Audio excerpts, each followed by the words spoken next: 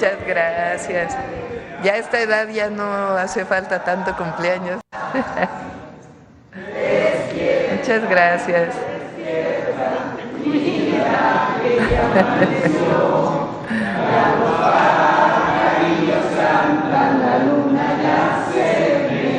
Muchas gracias. Ya, un año más vieja. Pero lo importante es la juventud en el corazón. Muchas gracias, gracias de verdad. Muchas gracias. Siéntense, por favor. Ay, muchas gracias, sí. Muchas gracias a todos, a todas. Muchas gracias. Bueno, ahorita terminando, ya nos abrazamos. Muchas gracias. Muchas gracias. Bueno, el día de hoy es el tema de seguridad.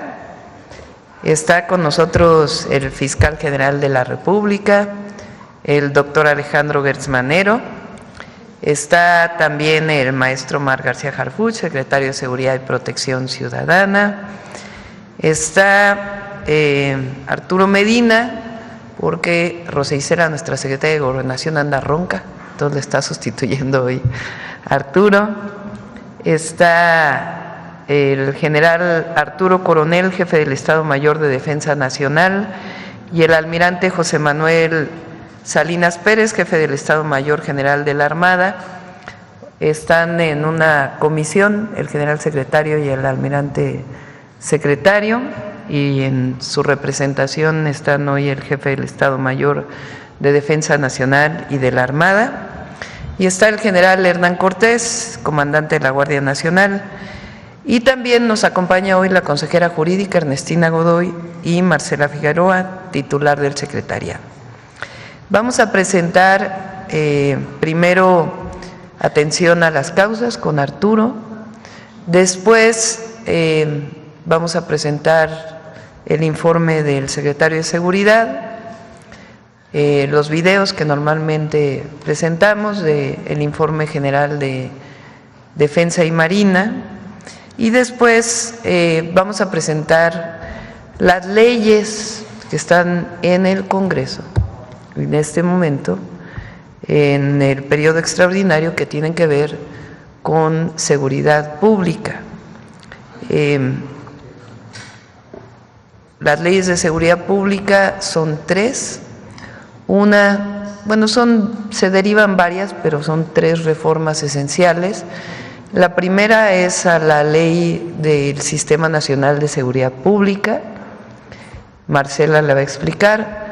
La segunda es una nueva ley que llamamos la Ley del Sistema Nacional de Inteligencia y Investigación para la Seguridad Pública, que tiene que ver con la coordinación de las distintas instituciones de seguridad pública del Estado mexicano para fortalecer la inteligencia y investigación como coadyuvantes del Ministerio Público. Esa la va a exponer Ernestina Godoy. Y la tercera tiene que ver con las leyes que se derivan de la reforma constitucional de la Guardia Nacional. Entonces, también la va a presentar Ernestina. Entonces, estas son las presentaciones del día de hoy y le doy la palabra a Arturo.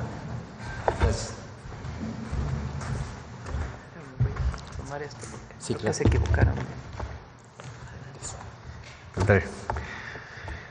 Muy buenos días, tengan todas y todos. Con su permiso, Presidenta, y felicidades. Doy este informe en nombre de la Secretaria de Gobernación, la licenciada Rosa Isela Rodríguez. Por instrucciones de la Presidenta, continuamos trabajando en coordinación con gobiernos estatales y municipales para atender las causas que generan la violencia y llevar bienestar a la población. Nuestra participación en territorio incorpora a la gente para lograr que se apropie de los espacios comunitarios, contribuir con ello en las acciones de pacificación. Trabajan con nosotros la Secretaría de Desarrollo Agrario, Territorial y Urbano, la SEDATU, con el Programa de Mejoramiento Urbano. Agradecemos su compromiso con la realización de obras comunitarias en los municipios de Celaya, León y Salamanca, en Guanajuato, así como en Ciudad Juárez, Chihuahua. Con su apoyo, se implementarán 14 proyectos y se asignarán recursos a las comunidades para rehabilitar centros comunitarios, espacios deportivos, parques recreativos y andadores para el libre tránsito en beneficio de las vecinas y los vecinos de colonias, barrios y áreas aledañas, siempre con respeto a su entorno natural, usos y costumbres y formas de organización. Para ello, se convocó a vecinas y vecinos a participar en asambleas a fin de conformar los comités de obras comunitarias que serán los encargados de realizar los proyectos con economía, responsabilidad cívica, eficiencia, rapidez y cero corrupción. Además, a través de las 32 mesas de paz estatales y 266 mesas regionales, hemos realizado a la fecha 2.355 jornadas de paz con actividades deportivas y culturales, así como con la recuperación de los espacios públicos. Realizamos el Maratón Nacional de Lectura en conmemoración del natalicio de Ramón López Velarde para fomentar entre niñas y niños, adolescentes y jóvenes el gusto por la poesía. En este gobierno se tiene un interés genuino por los jóvenes. Por eso, a través del programa Jóvenes Construyendo el Futuro, a cargo de la Secretaría del Trabajo y Previsión Social, se otorga un apoyo mensual, capacitación laboral, seguro médico y ofertas de trabajo a más de 409,000 personas jóvenes que no estudiaban o no habían encontrado aún alguna oportunidad de empleo. También se fortalece la educación media superior con la construcción de 20 nuevos bachilleratos tecnológicos, la ampliación de 33 escuelas y 35 reconversiones de secundarias a bachilleratos en beneficio de más de 37,400 jóvenes. Estas tareas son responsabilidad de la Secretaría de Educación Pública. Con la beca Benito Juárez, más de 4 millones de jóvenes estudiantes de nivel preparatoria reciben apoyo para continuar su formación escolar. Con el fin de escuchar las necesidades de la población, las brigadas conformadas por personas servidoras públicas de los 3 órdenes de gobierno han realizado 131,083 visitas casa por casa. A través de 212 ferias de paz, se ha fortalecido la cercanía con la población con los programas sociales, por lo que ninguna persona de las colonias intervenidas se queda sin acceso a ellos. Además, reconocemos la activa participación ciudadana para organizarse y mantener un puente permanente de comunicación con las dependencias a través de la conformación de 225 comités de paz. La suma de esfuerzos ha hecho posible brindar más de 1,708,000 servicios a la población directamente en el territorio, en sus colonias, en sus pueblos y comunidades, mediante el eje de atención a las causas de las violencias.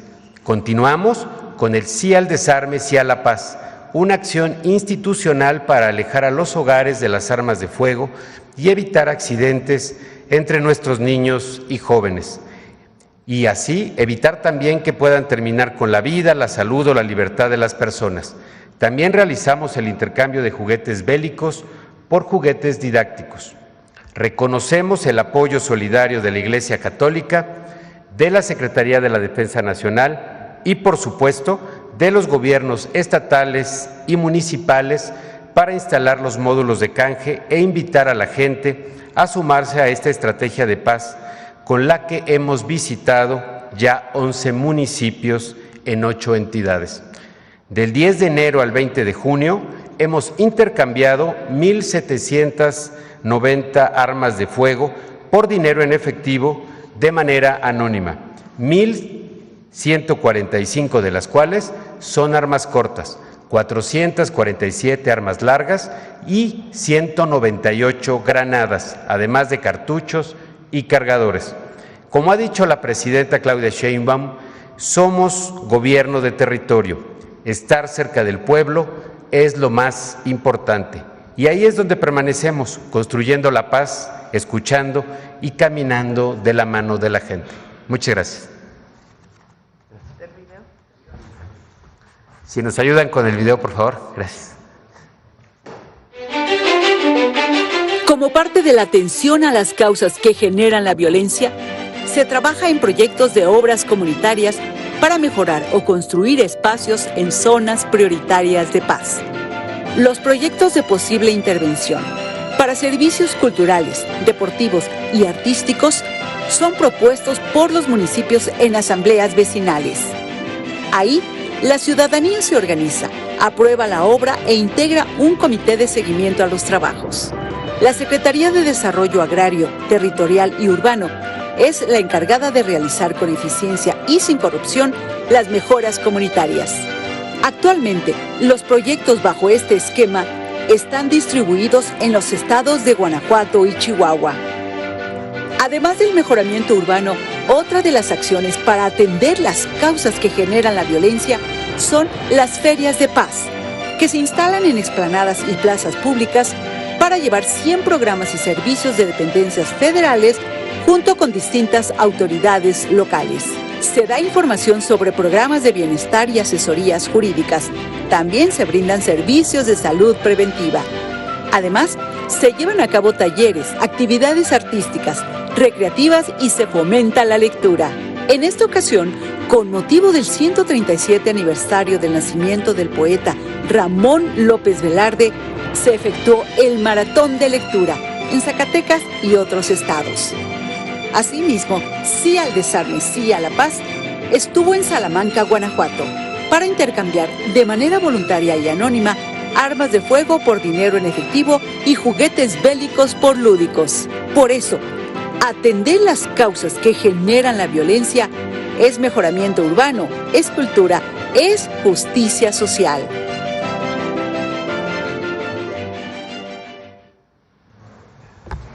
Omar.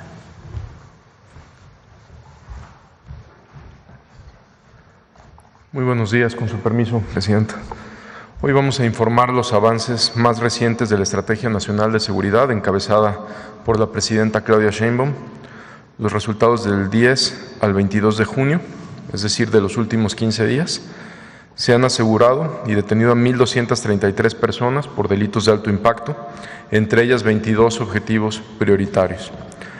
671 armas de fuego, de las cuales 200 fueron aseguradas hace un par de días en Culiacán, Sinaloa, por parte del Ejército Mexicano, que más adelante daremos detalles. Cerca de 8 toneladas de droga, 48 laboratorios clandestinos y áreas de concentración destruidas por parte de la Secretaría de la Defensa Nacional, la Secretaría de Marina, en coordinación con la Fiscalía General de la República. Y se han asegurado en estos últimos 15 días más de 1.800.000 litros de combustible. En representación de la Secretaría de la Defensa Nacional, de la Secretaría de Marina, Guardia Nacional, Fiscalía General de la República, Secretaría de Seguridad, voy a mencionar las operaciones más relevantes de las últimas 2 semanas. En Acapulco, Guerrero, la Secretaría de Marina aseguró 1.112 kilos de cocaína, que representa una afectación económica a la delincuencia organizada de más de 263 millones de pesos. Este aseguramiento se suma a las 41 toneladas de droga aseguradas en alta mar por la Secretaría de Marina. En Zapopan, Jalisco, el Ejército Mexicano y la Fiscalía General de la República realizaron un cateo de un inmueble donde fue detenido Irwin N., jefe operativo y logístico de Jesús Alfredo N., alias Mochomito. Se le aseguraron 2 kilos de cocaína, así como diversas dosis de droga. Esta detención, este sujeto se le relaciona con el homicidio de un compañero de la Secretaría de Seguridad y Protección Ciudadana, ocurrido en diciembre en Culiacán, Sinaloa.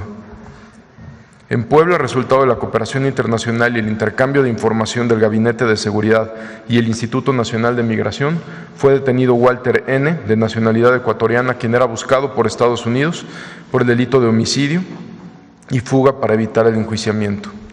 En el municipio de Villahermosa, en Tabasco, en dos acciones coordinadas del Gabinete de Seguridad, fueron detenidos 10 integrantes del grupo delictivo Pueblos Unidos vinculados con la barredora, a quienes se les aseguró un arma larga, 2 armas cortas, un vehículo con reporte de robo y diversas dosis de droga. Entre los detenidos se identificó a Alejandro N., uno de los principales operadores de esta célula criminal y relacionado con al menos 10 homicidios en la entidad. Con la implementación de esta estrategia, se han obtenido los siguientes resultados del 1 de octubre del 2024 al 22 de junio del 2025.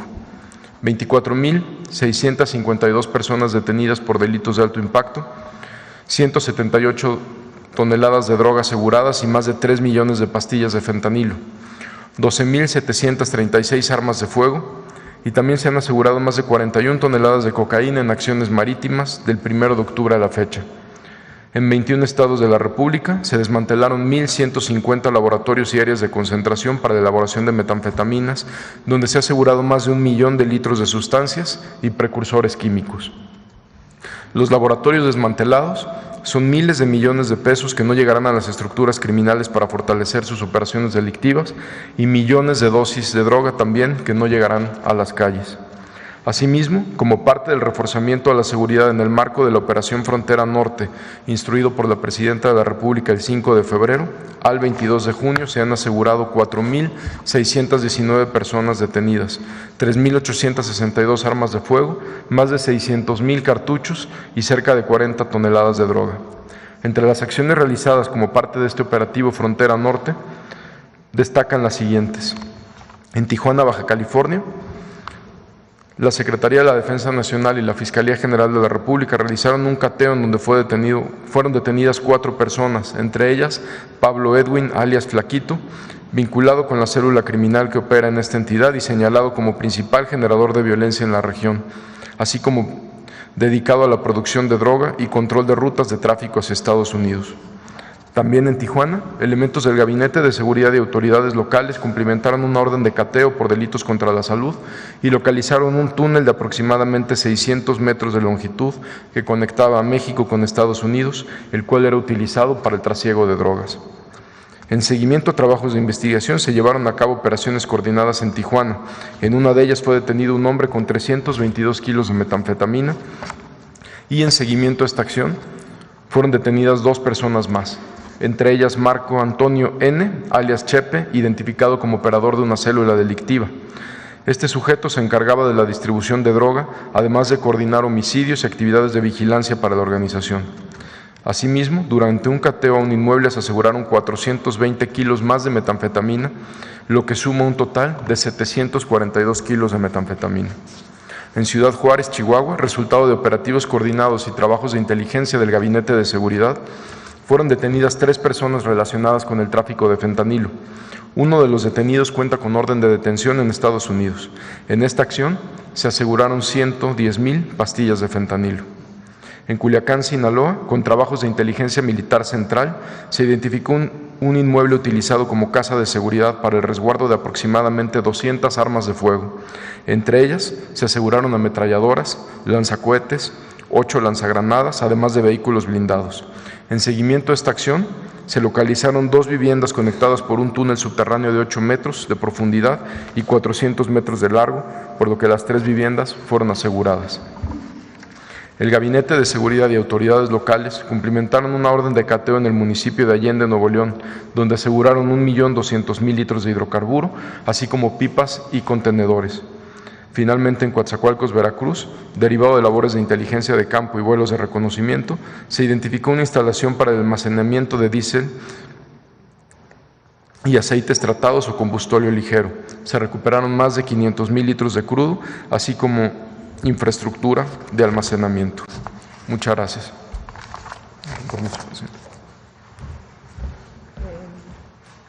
El video, ¿verdad?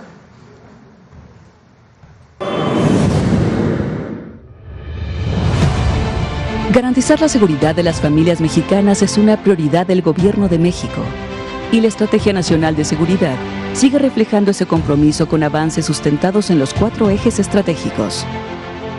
Atención a las causas. Consolidación de la Guardia Nacional. Impulso a la inteligencia e investigación. Coordinación efectiva entre el Gabinete de Seguridad y las entidades federativas. A partir de octubre de 2024 a la fecha, el aseguramiento de grandes cantidades de droga representa un avance para proteger la salud, la integridad y el futuro de nuestros jóvenes. Se han asegurado cerca de 1.5 toneladas y más de 3 millones de pastillas de fentanilo, más de 69 toneladas de metanfetaminas, aproximadamente 53 toneladas de cocaína y más de 54 toneladas de marihuana. Las más de 178 toneladas de droga incautadas significan una pérdida económica para la delincuencia de 43.689.095.904 pesos. Con esto se debilita su estructura y se fomentan entornos seguros que garantizan mejores condiciones de vida para los mexicanos. Como parte de estos esfuerzos, se han destruido 1.150 laboratorios clandestinos y áreas empleadas para fabricar metanfetaminas, lo que equivale a 941 millones de dosis que no llegarán a las calles. Además, se han confiscado 12.736 armas de fuego, 2.241.397 cartuchos y 1.847 granadas.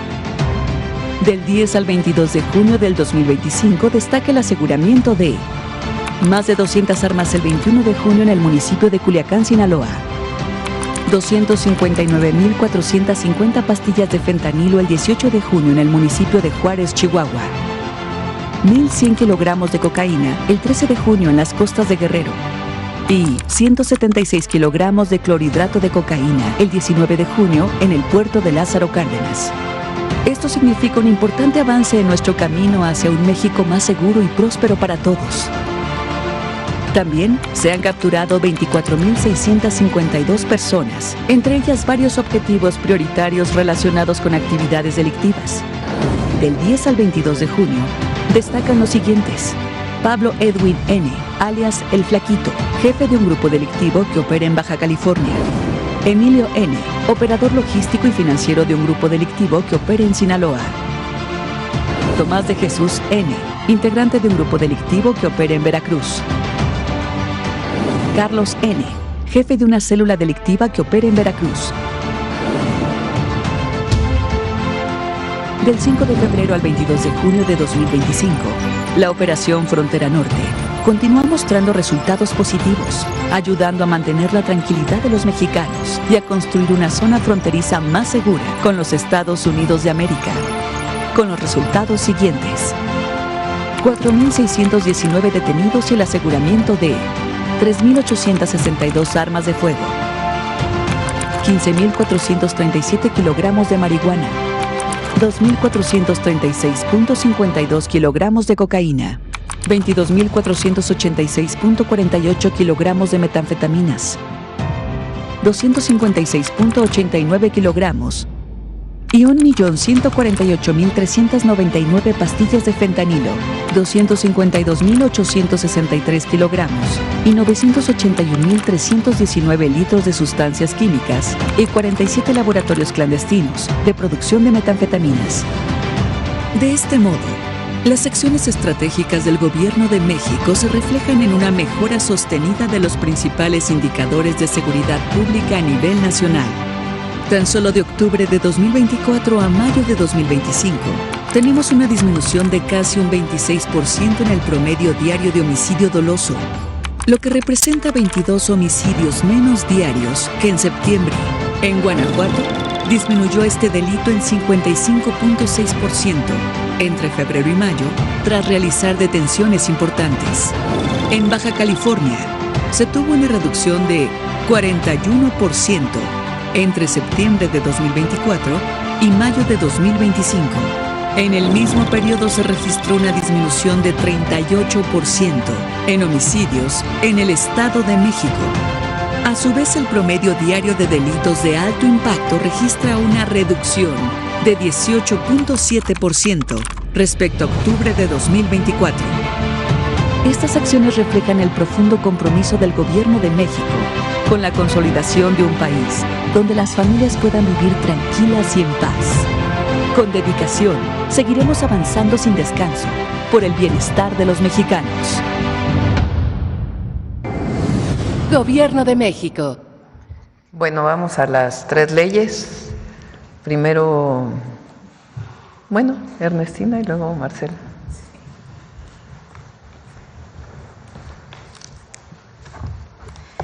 Gracias. Buenos días. Con su permiso, Presidenta. Hoy vamos a presentarles reformas a los ordenamientos legales en materia de seguridad pública, que tiene como fin seguir garantizando la seguridad de las personas y la paz pública, y que va directamente relacionado con 2 de los 4 ejes en los que son pilares de la estrategia de seguridad: consolidación de la Guardia Nacional y fomento a la inteligencia y la investigación. Primero vamos a hablar, si me pasan la primera lámina, a la ley del Sistema Nacional de Investigación e Inteligencia en materia de seguridad pública. Esta es reglamentaria del párrafo 13º del artículo 21 constitucional, que permitirá, como les decía, impulsar uno de los ejes principales de la Estrategia Nacional de Seguridad Pública. Este ordenamiento establece y regula el Sistema Nacional de Investigación e Inteligencia en materia de seguridad pública como una herramienta orientada a la prevención, detección y desarticulación de las amenazas que atentan contra la paz pública y los derechos fundamentales de los mexicanos, así como de su investigación, persecución, en todo momento, bajo el mando y como coadyuvante del Ministerio Público. El sistema está dirigido por un Consejo Nacional de Inteligencia, coordinado por la Secretaría de Seguridad y Protección Ciudadana y operado por el Centro Nacional de Inteligencia a través de los mecanismos que se prevén en esta ley. Uno de los principales objetivos es establecer medios de colaboración efectivos entre las instancias del Sistema Nacional de Inteligencia y las diversas autoridades del Estado en sus 3 órdenes de gobierno: estatal, federal y municipal, para el suministro de la información, así como establecer claramente los mecanismos de coordinación con el Gabinete de Seguridad, con la Guardia Nacional, con la Fiscalía General de la República, para alcanzar los objetivos que se prevén en esta ley. Este sistema otorgará al Estado, con apego a la legalidad, herramientas que le permitan anticiparse a los riesgos y actuar de manera preventiva antes de que los generadores de violencia materialicen sus actos delictivos. La relevancia de esta ley radica en que responde a una demanda social imperante de contar con una mayor eficiencia y eficacia institucional para enfrentar los delitos, sobre todo de alto impacto, mediante la generación de productos de inteligencia útiles para la toma de decisiones, para el diseño y ejecución de operativos, en su caso, la definición de estrategias de investigación que permitan la judicialización de las personas generadoras, generadoras de violencia, siempre en coadyuvancia con el Ministerio Público. Se busca el aprovechamiento de tecnología de vanguardia a través de una plataforma que permita la conexión a registros y bases de datos para brindar toda la información para la investigación, la judicialización y terminar con la impunidad.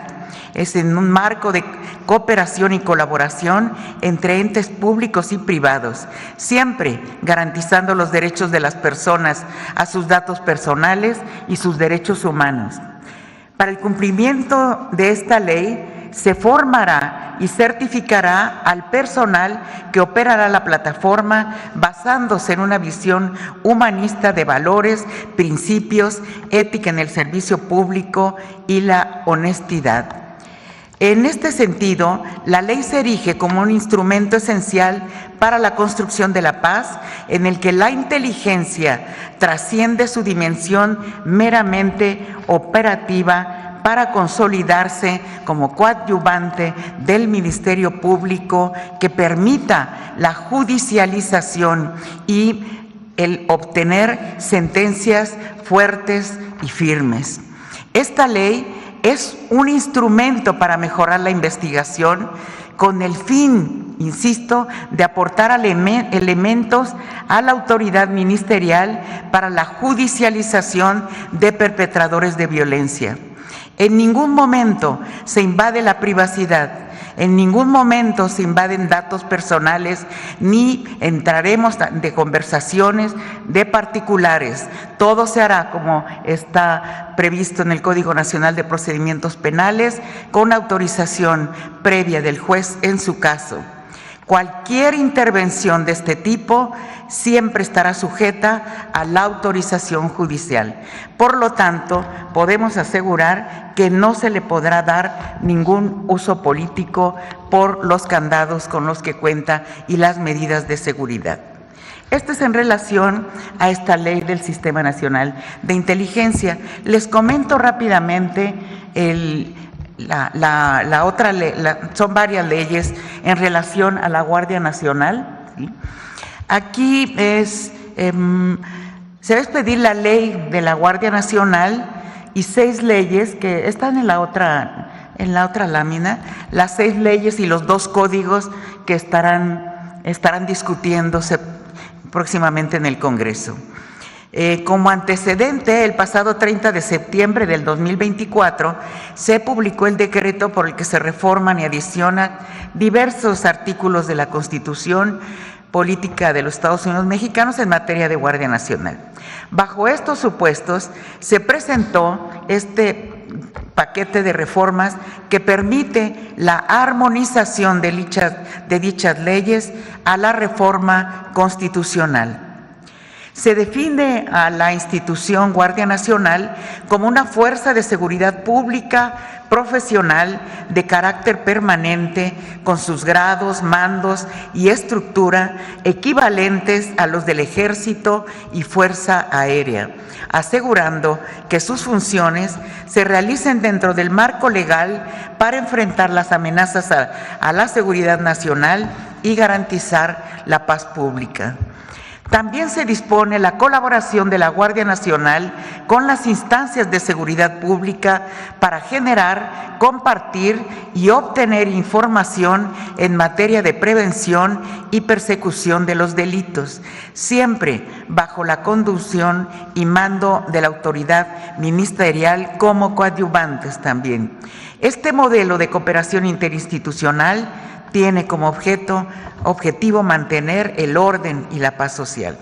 También se establece que la actuación de todo su personal se regirá por los principios de amor a la patria, legalidad, objetividad, eficiencia, profesionalismo, honradez, honestidad y respeto irrestricto a los derechos humanos reconocidos en nuestra Constitución y en los tratados internacionales de los que el Estado mexicano es parte.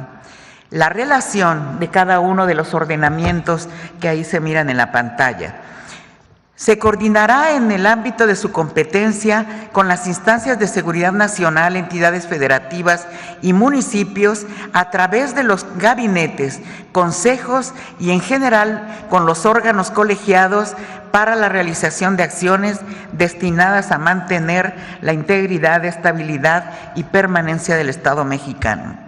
La educación del personal de la Guardia Nacional estará orientada al conocimiento y aplicación en materia de seguridad pública, en igualdad de oportunidades y de trato entre mujeres y hombres, y será dirigida al conocimiento y aplicación en materia de seguridad pública y respeto a los derechos humanos.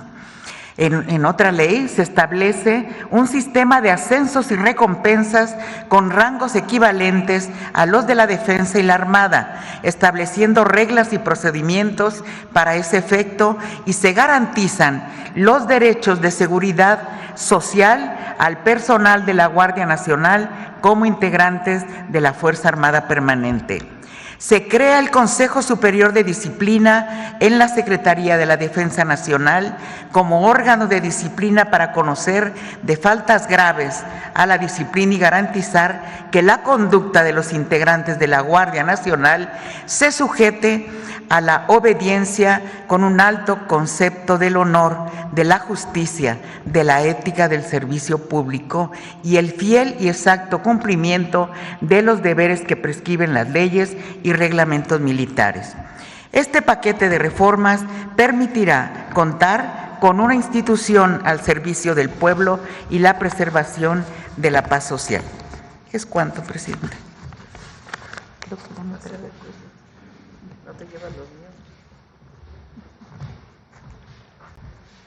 Con su permiso, presidenta, muy buenos días a todas y a todos. El día de hoy, además de estas dos leyes que acaba de presentar la consejera jurídica, informaremos sobre los aspectos fundamentales de la iniciativa de la Ley General del Sistema Nacional de Seguridad Pública, presentada por la presidenta, la doctora Claudia Sheinbaum. Se trata de una iniciativa legislativa clave cuyo objeto principal es fortalecer precisamente al Sistema Nacional de Seguridad Pública para que realmente se trate de un sistema articulado con mecanismos de coordinación claramente establecidos, acorde a la realidad y retos actuales y sobre todo que sea útil a la sociedad.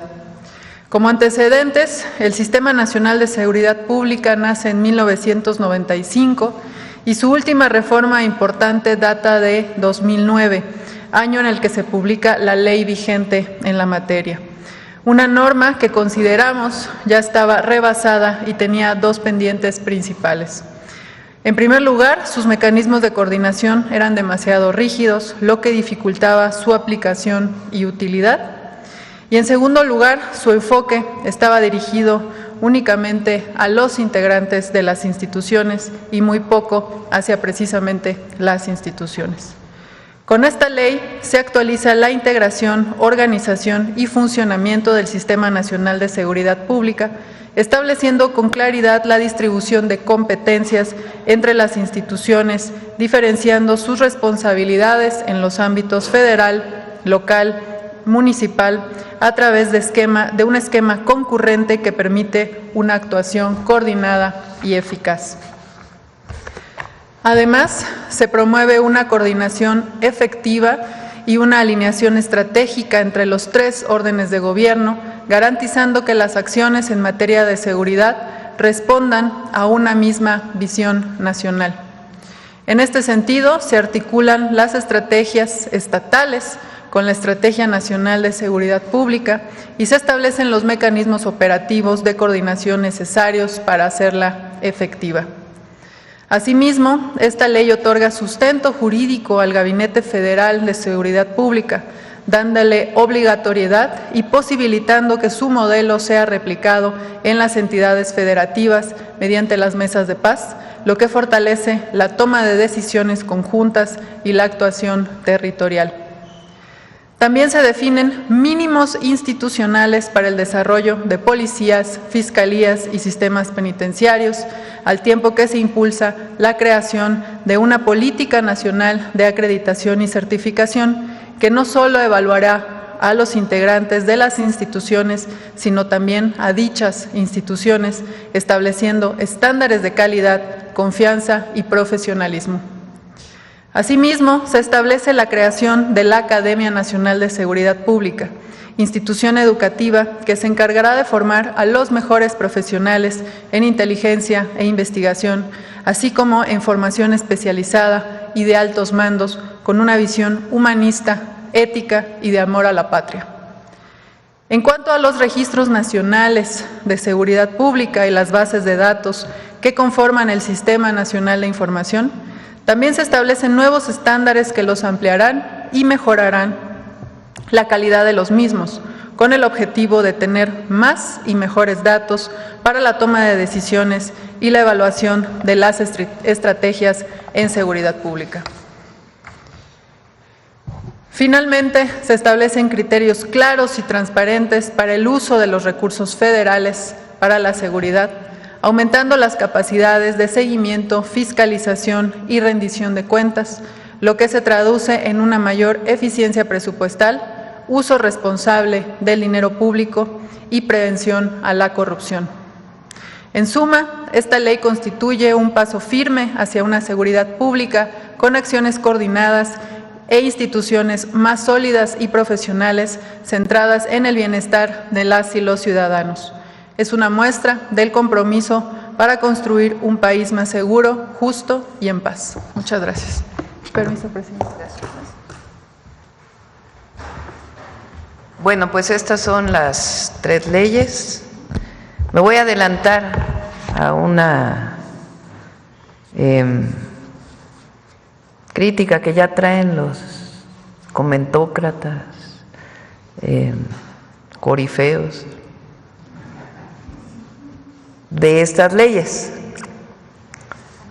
Una de las críticas muy ignorante, o sea, que muestra nada más su ignorancia, es que ahora un elemento de la Guardia Nacional puede pedir licencia para participar en algún puesto de elección popular o algún cargo.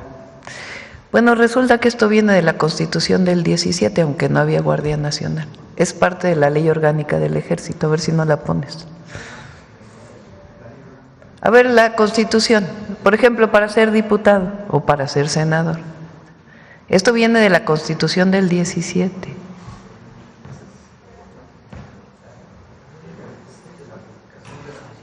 Pero ¿dónde está? Ponlo en la otra redacción. Bueno, ahí viene. Artículo 55. Fracción cuarta. Dice, para ser diputado, no estar en servicio activo en el Ejército Federal, ni tener mando en la Policía o Gendarmería Rural en el Distrito, se refería a federal, donde se haga la elección, cuando menos 90 días antes de ella. Ahora la ley orgánica, ponla.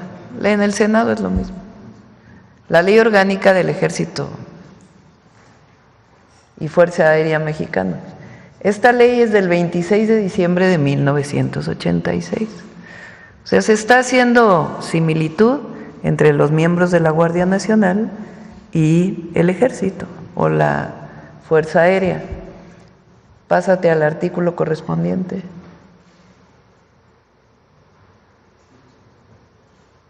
Es más, ¿por qué no nos lo platica general los 4 tipos de licencia?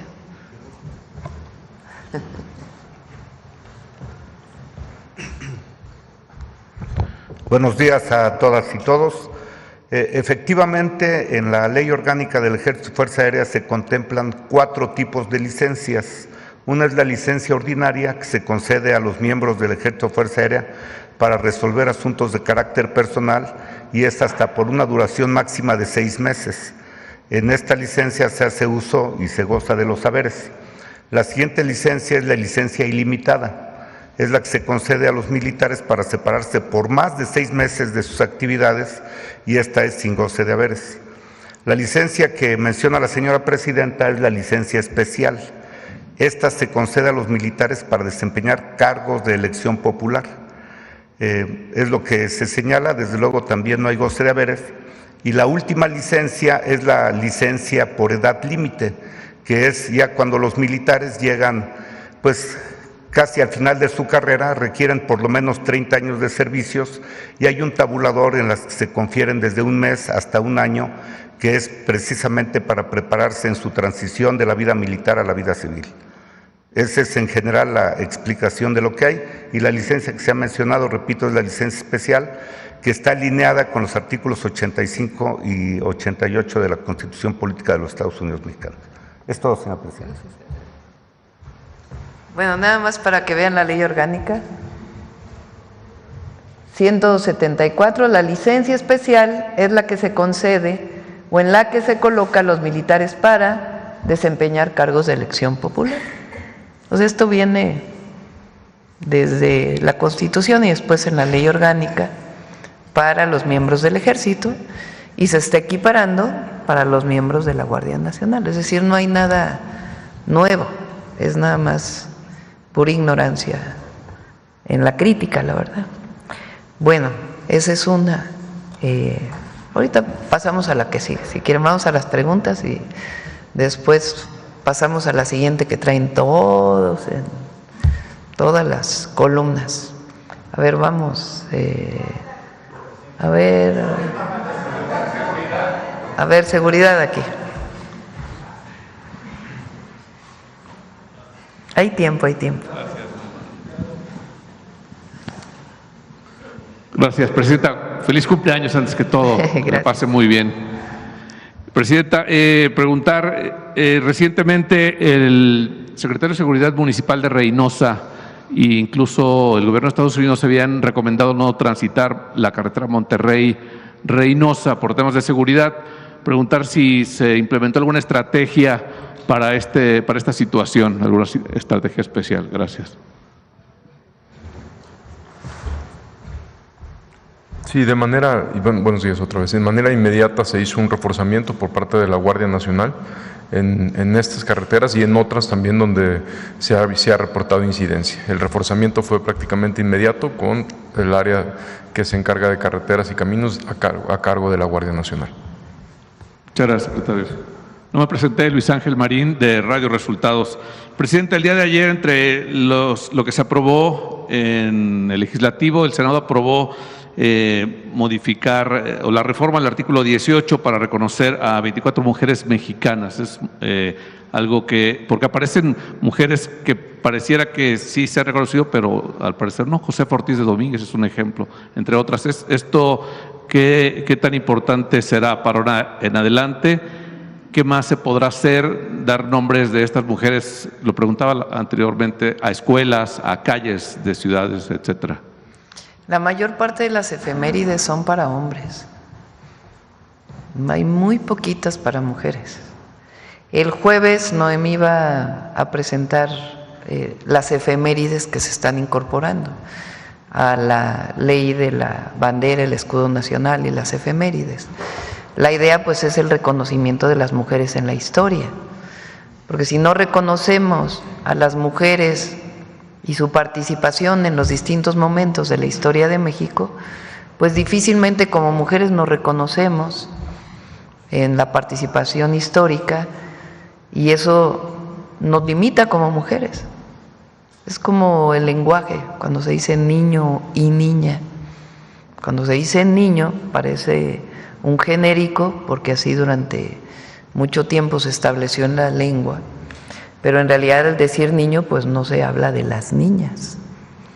En el caso de las efemérides, cuando ves puros hombres que son parte de la historia de México como héroes nacionales, pues la idea que tienes para niños y niñas, para hombres y mujeres, pues es que las mujeres nunca participaron. Entonces el reconocimiento de que haya días especiales en el calendario, reconociendo el nacimiento, el fallecimiento o algún momento especial en la historia de México relacionado con la participación de la mujer, pues es algo muy importante. ¿Se propondría nombrar calles de ciudades? Porque hay muchas ciudades cuyo centro histórico son coordenadas, ¿no? 3 Norte, 8 Norte, etcétera. Cambiar la nomenclatura y sí, poner... depende del municipio. Los nombres de las calles, monumentos, por supuesto que reflejan una concepción, pero también depende de los propios municipios y de las personas que viven en el lugar, para que también sea algo colectivo. Si tú siempre has vivido en la 1 Norte y de pronto se cambia el nombre de la calle, pues tiene una implicación porque tienes que cambiar tu escritura, o sea, tiene que haber una serie de acciones que impliquen que hay una nueva dirección, antes 1 Norte, ahora Josefa Ortiz de Domínguez. Entonces tiene su particularidad el cambiar los nombres, pero es muy importante el reconocimiento de la mujer en la historia de México. Gracias, Presidenta. Mi tercera y última pregunta. También está en la mesa y también sería importante aclarar la reforma a las AFORES, la cantidad que podrá retirar. Sí, esa se está revisando, esa no es iniciativa del Ejecutivo, es iniciativa del Legislativo y se está revisando por Hacienda para ver si pues hay alguna característica, siempre en beneficio de los trabajadores. Entonces se está revisando. Les platico, son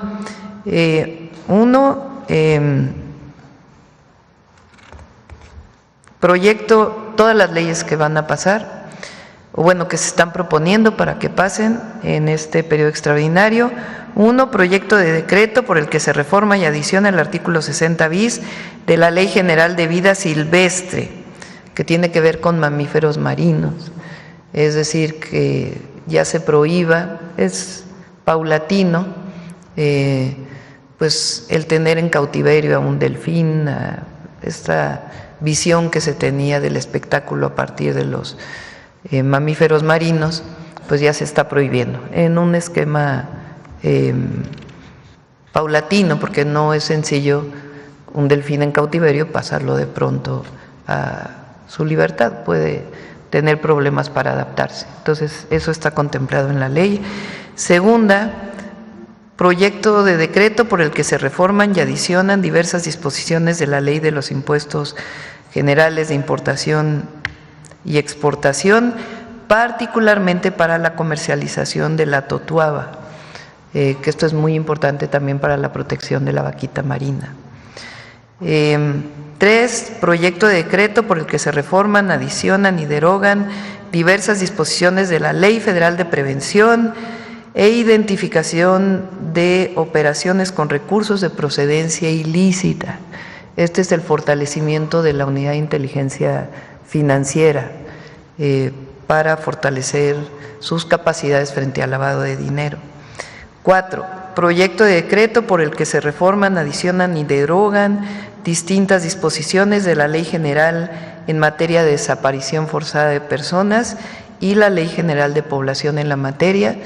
Estas son las leyes que presenté para mejorar las capacidades del Estado mexicano para prevenir y atender casos de desaparición, con las adecuaciones que se hicieron con los colectivos que ayer presentó en conferencia de prensa la secretaria de Gobernación. 5, proyecto de decreto por el que se expide la ley en materia de telecomunicaciones y radiodifusión, que es resultado, tiene varias modificaciones de las mesas de trabajo que se hicieron, la vamos a presentar también aquí en la semana. 6, proyecto de decreto en el que se reforman, adiciones y derogan diversas disposiciones de la Ley Federal de Competencia Económica. Esta es la desaparición de la COFESE y la aparición de la nueva Comisión Antimonopolio, cuáles son sus funciones. 7, el proyecto de decreto por el que se expide la Ley Nacional para eliminar trámites burocráticos, que ya lo habíamos platicado, se reformó la Constitución y ahora viene la ley. El proyecto de decreto por el que se reforma el artículo 18 de la Ley sobre Escudo, Bandera e Himno Nacionales, que tiene que ver con el reconocimiento de las mujeres que han transformado nuestra patria. 9, es la armonización en materia ferroviaria, que es con la modificación constitucional que se hizo para fortalecer a los ferrocarriles nacionales. 10, proyecto de decreto por el que se reforman y adicionan, este es de la Cámara de Diputados, algunas cuestiones especiales para las facultades de la Contraloría Interna de la Cámara de Diputados, esta es presentada por ellos. 11, el proyecto de decreto de la Ley del Sistema Nacional de Investigación e Inteligencia, que ya lo presentó la consejera jurídica. 12, proyecto de decreto por el que se expide la Ley General del Sistema Nacional de Seguridad Pública, que lo presentó Marcela. 13, los de la Guardia Nacional, que también lo presentó Ernestina. 14, también ayer ya creo que ya fue aprobada en una de las cámaras, las funciones del Coneval se van al INEGI, que también oí parte de la discusión, que dicen que queremos desaparecer la medición de la pobreza. Falso. Sencillamente, como desapareció el Coneval, las funciones se van a una institución sólida, reconocida nacional e internacionalmente, que es el INEGI, y que además ellos mismos son los que hacen la encuesta nacional ingreso-gasto en la que se basa esta medida. La 15, que es la de la ley del Seguro Social para el tema del desempleo, esa se está revisando para ver si se aprueba. La 16, esa es una iniciativa del Congreso, proyecto de decreto por el que se adicionan 2 incisos al artículo 113 de la Ley Orgánica del Congreso. Bueno, ese ya lo dije, de las facultades a la Contraloría Interna. 17, marco de la Convención de Naciones Unidas sobre el Derecho del Mar. Este es un decreto internacional que tiene que pasar por el Senado. ¿Qué falta dentro de las leyes que se van a enviar, pero ya no dio tiempo de que pasen el periodo extraordinario? Son 4 leyes que tienen que ver con la reforma al Poder Judicial, que ya se entregaron, nos están entregando a las cámaras y se van a aprobar en el periodo ordinario. Son el Código Nacional de Procedimientos Penales, una ley de delincuencia organizada, una para el contencioso administrativo y otra la ley de amparo. Estas 4 leyes tienen que ver esencialmente con la reducción de tiempos que están establecidos en la Constitución. Ya no dio tiempo para este periodo extraordinario, pero se presentan de una vez para que se discutan en comisiones para aprobarse en septiembre, y la ley de salud también para el tema de los vapeadores, que quedaría pendiente, entre otras que pudieran surgir para el mes de septiembre. Todas estas leyes que se presentaron para su aprobación en las cámaras. Presidenta, en la Ley Federal de Telecomunicaciones, ¿está contemplado alguna sanción, un incremento en la sanción para quien instale estaciones de radio piratas que luego hay en… Lo que había antes, no hay nada nuevo en ese Nada sentido. nuevo. La Ley de Telecomunicaciones refuerza las radios comunitarias, principalmente indígenas y afromexicanas, fortalece los derechos de las audiencias, que es algo que había quedado pendiente, le da la posibilidad a Comisión Federal de Electricidad para que en el marco comercial pueda comercializar sus acciones, sus actividades en términos de Internet, para complementar el programa Internet para Todos, esencialmente, pero ya vamos a presentar cuáles fueron las modificaciones principales. Cierro ya. Preguntándole cómo va a pasar el día de su cumpleaños, ¿cómo será? Pues trabajando. El domingo la pasé con el nieto, que es pues, el alma de la vida, con mi hijo, su esposa, y ahora pues voy a comer con mi marido, eso sí, pero vamos a estar trabajando. Gracias, Presidenta. Gracias. Bueno, vamos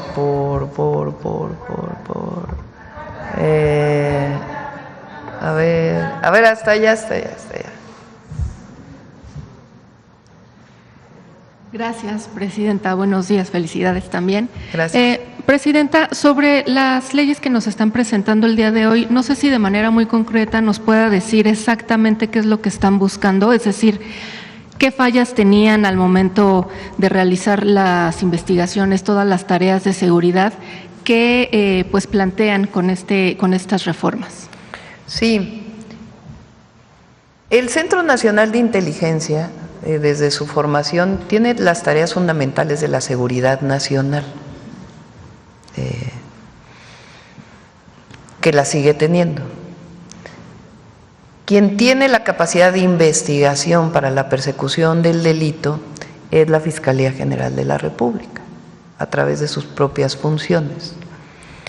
Nosotros estamos fortaleciendo la inteligencia e investigación para la seguridad pública. Entonces, se le da a CNI el que tenga las capacidades para poder coordinar labores de inteligencia e investigación para la seguridad pública, que es lo que hoy nos importa más. ¿Cómo?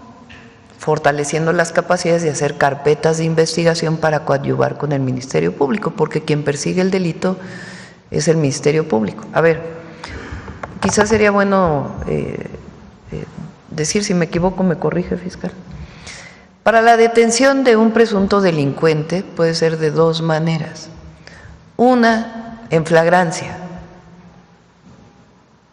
La Guardia Nacional, las policías tienen la labor preventiva, es decir, de vigilancia, de presencia, y pueden detener a una persona en flagrancia, en el momento en que está cometiendo el delito. y llevarlo al Ministerio Público y ahí declarar el delito que estaba cometiendo la persona. ¿Qué otra forma de detener a una persona? A través de una carpeta de investigación y una orden de aprehensión de un juez. Para hacer las carpetas de investigación, pues las hace la Fiscalía. Lo que queremos ahora es que haya un sistema nacional de inteligencia e investigación, particularmente para la delincuencia organizada, que coadyuve al Ministerio Público para fortalecer las capacidades de judicialización, para poder llevar al juez y que en efecto se tengan todas las pruebas para poder tener más órdenes de aprehensión que permitan detener a un presunto delincuente. Eso es lo que estamos fortaleciendo. Tiene capacidades la Secretaría de la Defensa Nacional, la Secretaría de Marina, el Centro Nacional de Inteligencia y las capacidades que se le dieron a la Secretaría de Seguridad y Protección Ciudadana en la Constitución y las capacidades que tiene la Guardia Nacional. Lo que no queremos es que cada quien investigue por su lado. Lo que queremos es que se coordinen para coadyuvar con el Ministerio Público. ¿Qué objetivo tiene esto? Reducir la impunidad, que se pueda tener las capacidades que requiere el Estado mexicano para detener a un presunto delincuente y ya será el juez quien determine su culpabilidad o no a partir de las pruebas que presente el Ministerio Público, ayudado por este gran sistema. ¿Qué más nos ayuda? Para acciones preventivas, por ejemplo, la desaparición de una persona. En la ley de búsqueda y también en las capacidades que tendrá ahora este Sistema Nacional de Inteligencia e Investigación, lo que queremos es que en el momento que se reporta una persona desaparecida, en ese momento se alerte a todo el país y se hagan las labores de investigación para poder encontrar a la persona en las primeras horas, que es cuando más capacidad se tiene, sea porque se extravió, sea por algún asunto que no tenga que ver con un delito o por un delito de desaparición. Entonces estamos fortaleciendo esas capacidades preventivas que nos ayuden con estos delitos. Ese es el objetivo. Por otro lado, la Guardia Nacional ya pertenece a la Defensa Nacional con su propia comandancia, que es en este momento el general Cortés. Esa comandancia y toda la Guardia Nacional requiere también sus capacidades propias, porque el Ejército tiene las suyas, la Guardia requiere sus propias capacidades de inteligencia también, de investigación y sus propias normas. ¿Cuándo puede ser un oficial de un tipo? ¿Cuándo puede ser oficial de otro tipo? ¿Cómo vas a subir en la carrera de la Guardia Nacional? Pues todo eso está establecido en la ley de la Guardia Nacional. Entonces, si se fijan, es parte de la estrategia. Nosotros hablamos de 4 ejes en la estrategia. Atención a las causas, que en realidad es toda la política social del gobierno, además de las intervenciones en algunos lugares que estamos haciendo. 2, fortalecimiento, consolidación de la Guardia Nacional como una institución de seguridad pública del Estado mexicano que pertenece a la Defensa Nacional. 3, inteligencia e investigación para disminuir la impunidad. Y 4, la coordinación. La última ley, la del Sistema Nacional de Seguridad Pública, esencialmente habla de la coordinación y también habla de una academia especial. Por ejemplo, para ser secretario de Seguridad Pública de un Estado, no viene la obligatoriedad, pero sí queremos formar secretarios de Seguridad Pública que tengan todas las capacidades, el entrenamiento y los valores de honestidad, de amor a la patria, de servicio público que debe tener un secretario de Seguridad Pública. Entonces, es un sistema integral que fortalece pues toda la estrategia, que ya está dando resultados, pero al fortalecerlo también jurídicamente, pues nos va a dar todavía más resultados. Una disculpa, no me presenté, Joana Flores de Grupo ASIR. Presidenta, nada más en esta parte, entonces, ¿esto también permitiría agilizar el tiempo de las investigaciones? También, pues se fortalecen las capacidades. Muchas veces hay jueces que por corrupción no dan órdenes de aprehensión o sencillamente dan amparos al por mayor. Pero a veces un juez honesto dice, no me estás presentando las suficientes pruebas, porque ahora hay un sistema penal acusatorio que exige que haya pruebas para una detención. Entonces lo que estamos fortaleciendo y ayudando al Ministerio Público para que pues realmente estén todas las pruebas. Y no tiene nada que ver, por eso también se adelanta la consejera jurídica, porque ya me imagino lo que van a empezar a decir, que ahora queremos investigar a las personas. No, no tiene nada que ver con eso. Cuando hay una intervención telefónica, por ejemplo, por una investigación, tiene que ser orden de un juez y eso no se cambia. Así, no puede haber intervenciones telefónicas si no es a través de la orden de un juez. Nunca te la aceptarían como prueba en un juicio o en una detención. Gracias, Presidenta. Y en otro tema también, recién que fue la elección del Poder Judicial, usted mencionaba que iban a revisar precisamente con la Consejería Jurídica el tema de la toga para el presidente de la Corte. No sé si ya revisaron este tema, no, si por no lo hemos decreto revisado, o no. pero la verdad lo podemos seguir revisando. Finalmente, se lo dejamos al Congreso, vamos a dejárselo al Congreso. Finalmente, me gustaría plantearle un caso que también… Un buen juez no se define por una toga y un birrete. Se define por su honestidad, su conocimiento y cómo aplica la justicia.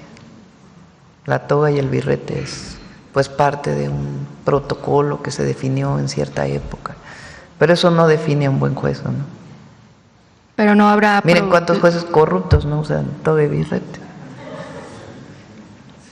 que andan liberando impuestos, que por cierto hay varios ahí ya saben qué persona que debe muchos impuestos, que están por definirse estos días. No habrá entonces problema, vaya, en lo jurídico. Pues no es si algo usa que no creo que le corresponda al Ejecutivo definirlo.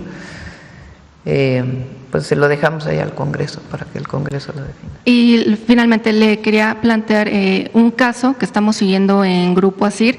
El pasado 21 de mayo en un supermercado de Plateros se encontró a un bebé recién nacido.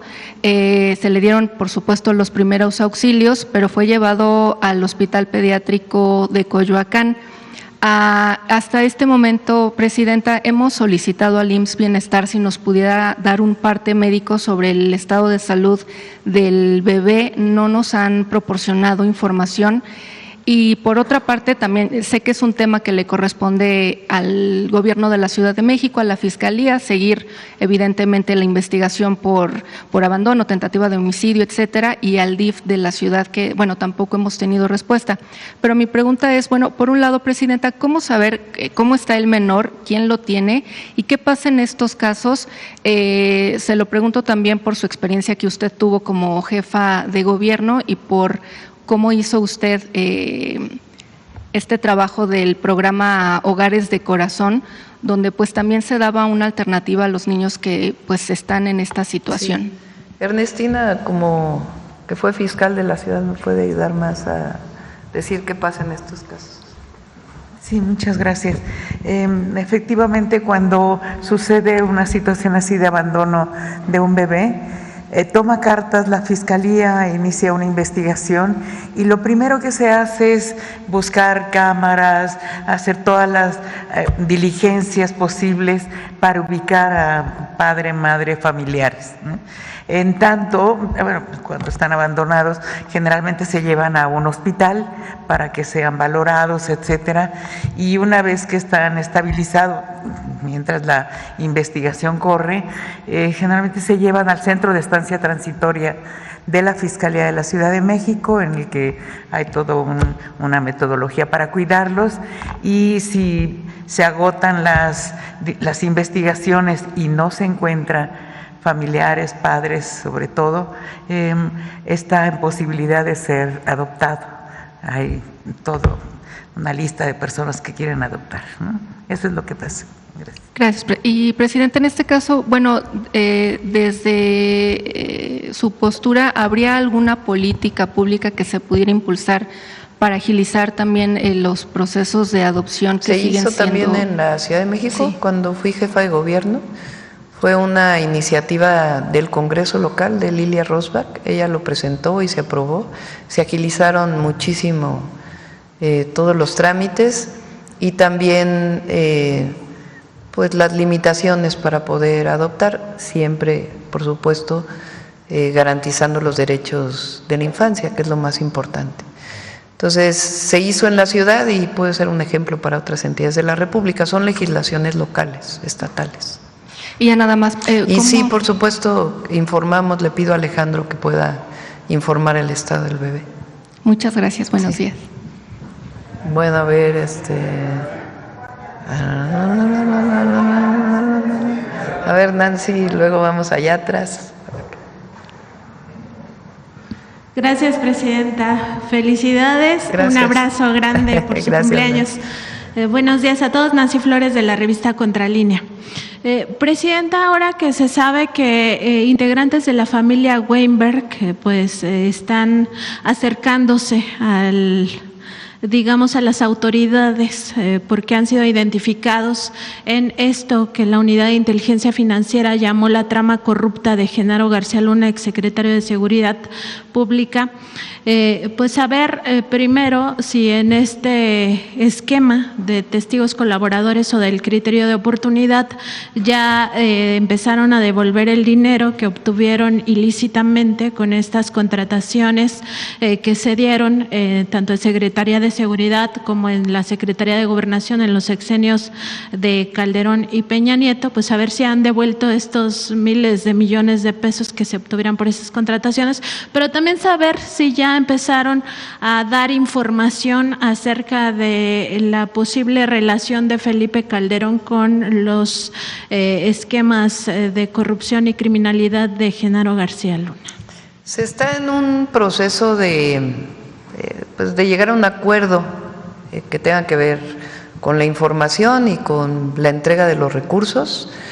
Creo que el viernes pasado recibí una nota de parte de Pablo Gómez que están en este proceso y le pido a Pablo si nos ayudan para que pueda informar cómo va.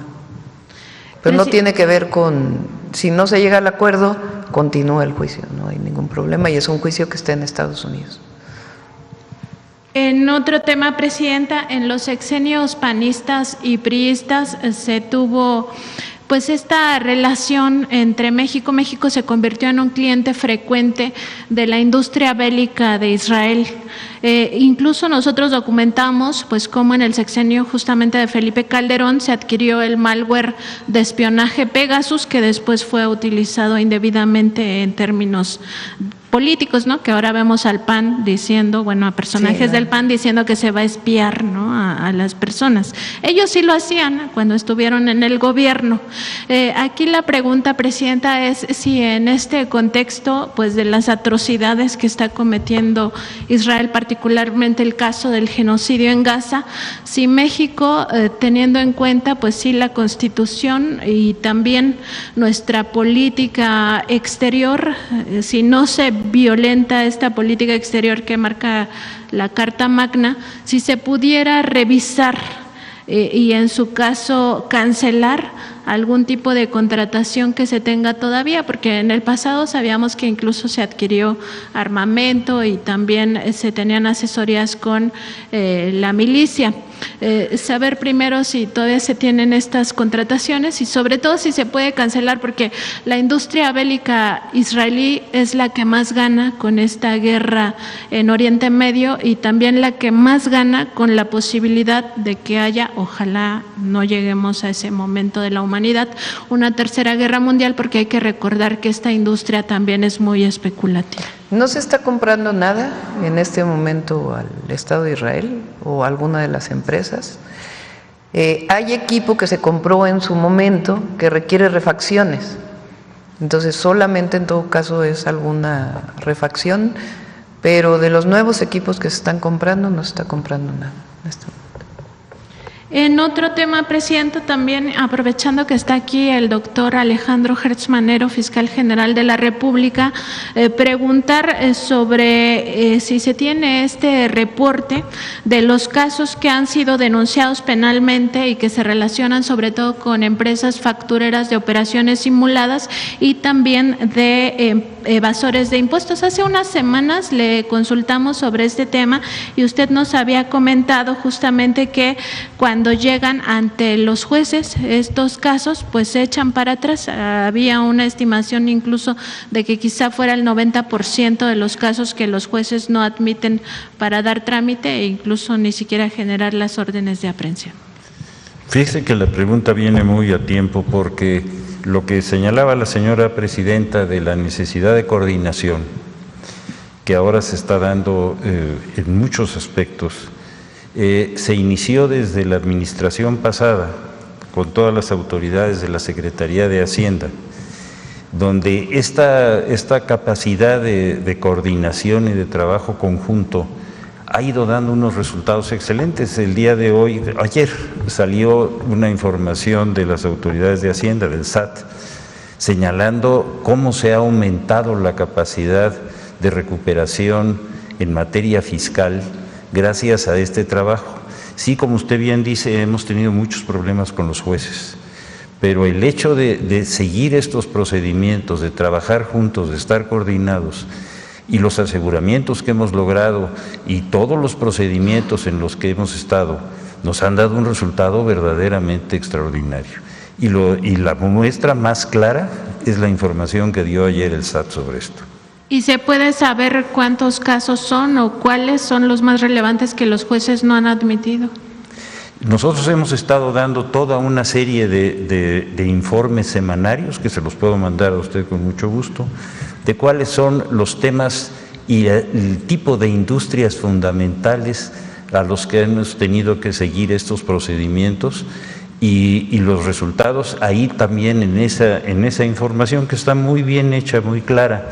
Se la vamos a mandar con mucho gusto. Gracias, fiscal. Muchas gracias.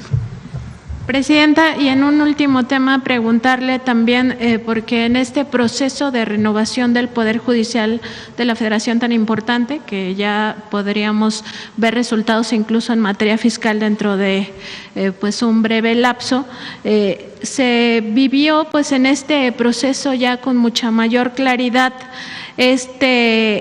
digamos que este esquema o estas áreas importantes dentro del Instituto Nacional Electoral que siguen capturadas por un grupo conservador. Incluso pues llamó la atención la declaración de la consejera presidenta Guadalupe Tadei el día que ya se sancionó esta elección como válida, la validez de la elección judicial. Ella hizo un pronunciamiento y habló no lo dijo con estas palabras, pero se entiende que habló del sabotaje interno que se sufrió en este proceso, como también ocurrió en la elección presidencial de 2024. Nosotros lo documentamos ampliamente. Y aquí el tema es que estos grupos de intereses creados en el INE pues tienen nombre y apellido y están insertos incluso en el Consejo General del Instituto Nacional Electoral. Y nada más para poner algunos ejemplos, pues es que ahí como consejeros y consejeras están, por ejemplo, Claudia Zavala, quien como titular de la Unidad de Quejas y Denuncias de este Instituto Nacional Electoral pues propició que se sembraran pruebas en contra del expresidente Andrés Manuel López Obrador entre 2023 y 2024 para acusarlo, por ejemplo, de que había cometido violencia política en contra de la candidata del PRIAN, Xochitl Gálvez. También está Jaime Rivera, quien fuera director de análisis del extinto órgano de espionaje CISEN, ¿no? Por ejemplo, en la época del gobierno de Felipe Calderón, cuando ocurrió todo lo de Genaro García Luna y sus nexos con el cártel de Sinaloa.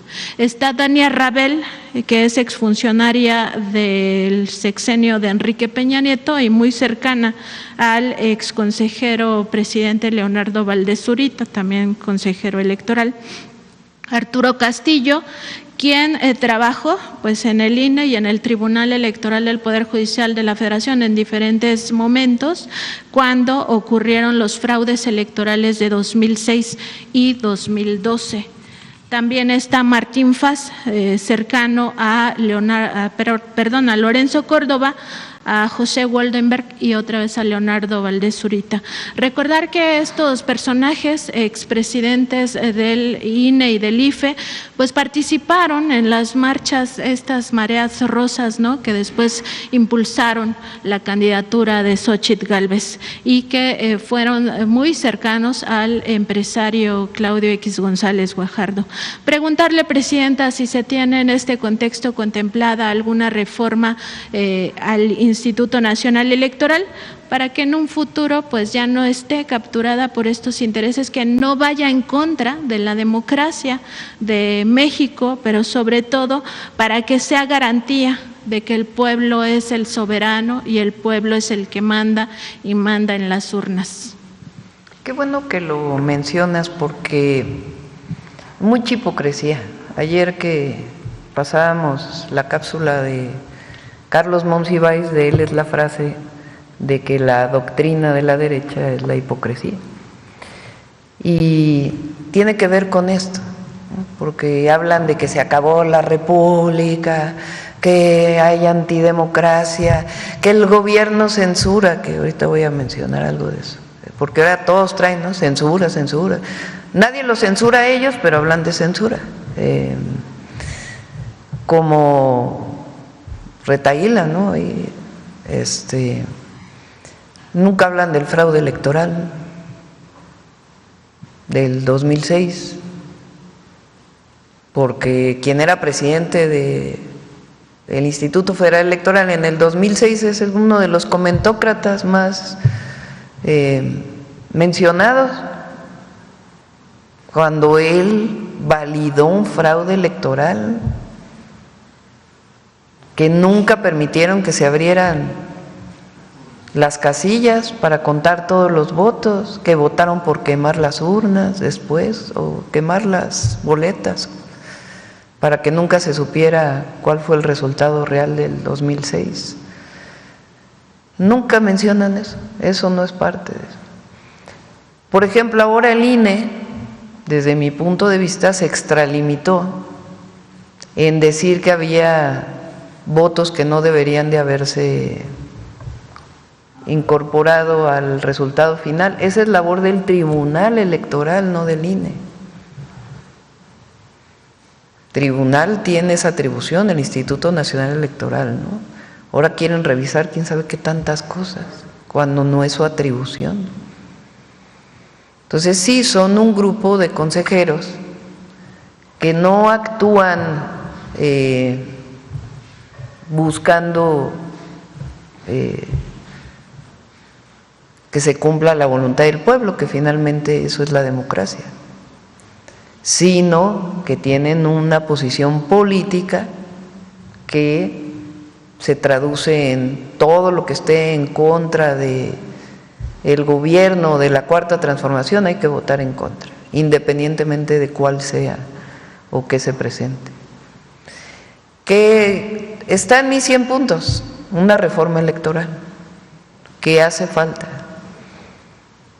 y ya en su momento la vamos a presentar, porque tiene que ver con la cantidad de recursos que se utilizan para el INE, para 8,000 millones de pesos costó la elección ahora. La cantidad de recursos en las elecciones, la cantidad de recursos que tiene el INE, la cantidad de recursos que tienen los partidos políticos.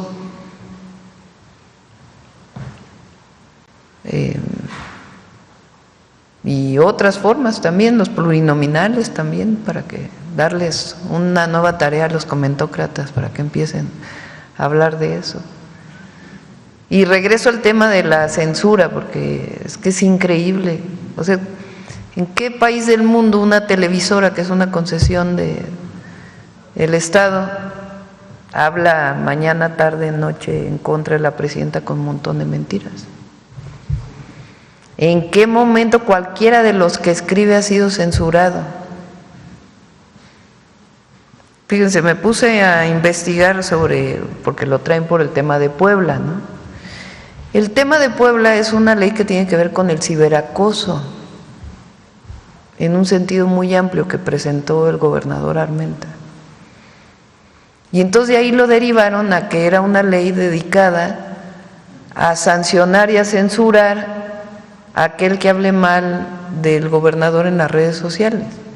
Que tenga que clarificarse, se clarifica, pero es una ley contra el ciberacoso que ya existe en Nuevo León, que ya existe en Coahuila, que ya existe en otros estados. Ese era el objetivo, o ese es el objetivo de la ley que presentó el gobernador de Puebla. Y en todo caso que ahí quede establecido en la ley que no tiene que ver con los funcionarios públicos. El caso de Laida Sansores, que vale la pena revisarlo, que es un tema que tiene que ver con la violencia contra las mujeres. En mi caso, lo he dicho en cualquier tema, es libertad de expresión. Pero el nivel de críticas al que se ha llegado contra una mujer gobernadora, una mujer, cualquiera que fuera el partido político de esta persona, vinculadas a su físico, no tiene nada que ver con lo político, sino una crítica despiadada, misógina. Entonces, ahora que estuve con Laida, ella dice, bueno, es que en algún momento tiene que resolverse este problema de violencia de género tan fuerte contra las mujeres, por un problema que no tiene nada que ver con la forma en que gobiernas o lo que hiciste o lo que no hiciste, sino con el físico de la persona. O con palabras que denigran de una manera terrible a una mujer. Entonces, vale la pena discutir, porque eso no tiene que ver con la censura. ¿Hasta dónde puede llegar una crítica de este tipo? Repito, en mi caso, libertad de expresión, y es lo que pensamos en el movimiento. Pero son dos temas que los han levantado como si fuera que ahora Morena quiere censurar, o que ahora los que venimos de Morena queremos censurar, cuando hay la mayor libertad de expresión de la historia. No se censura a nadie, no se le habla por teléfono a nadie para decirle, oye, quita este reportero, quita esta persona, como era antes, porque me está criticando, me está molestando. Entonces, repito, el tema de la Guardia Nacional, que es pura ignorancia y que lo traen hoy no sé cuántos columnistas, y el tema de la censura, que también vale la pena ver de dónde salió, siempre defendiendo la libertad de expresión. Y regresando al tema del INE, pues es lo mismo, tiene que ver con una actitud de golpeteo y no con la función de un consejero electoral, que tiene que ver realmente con que haya elecciones claras y las funciones que tienen. Entonces, vendrá en su momento. Yo estoy explicando de dónde salió esta supuesta crítica, pero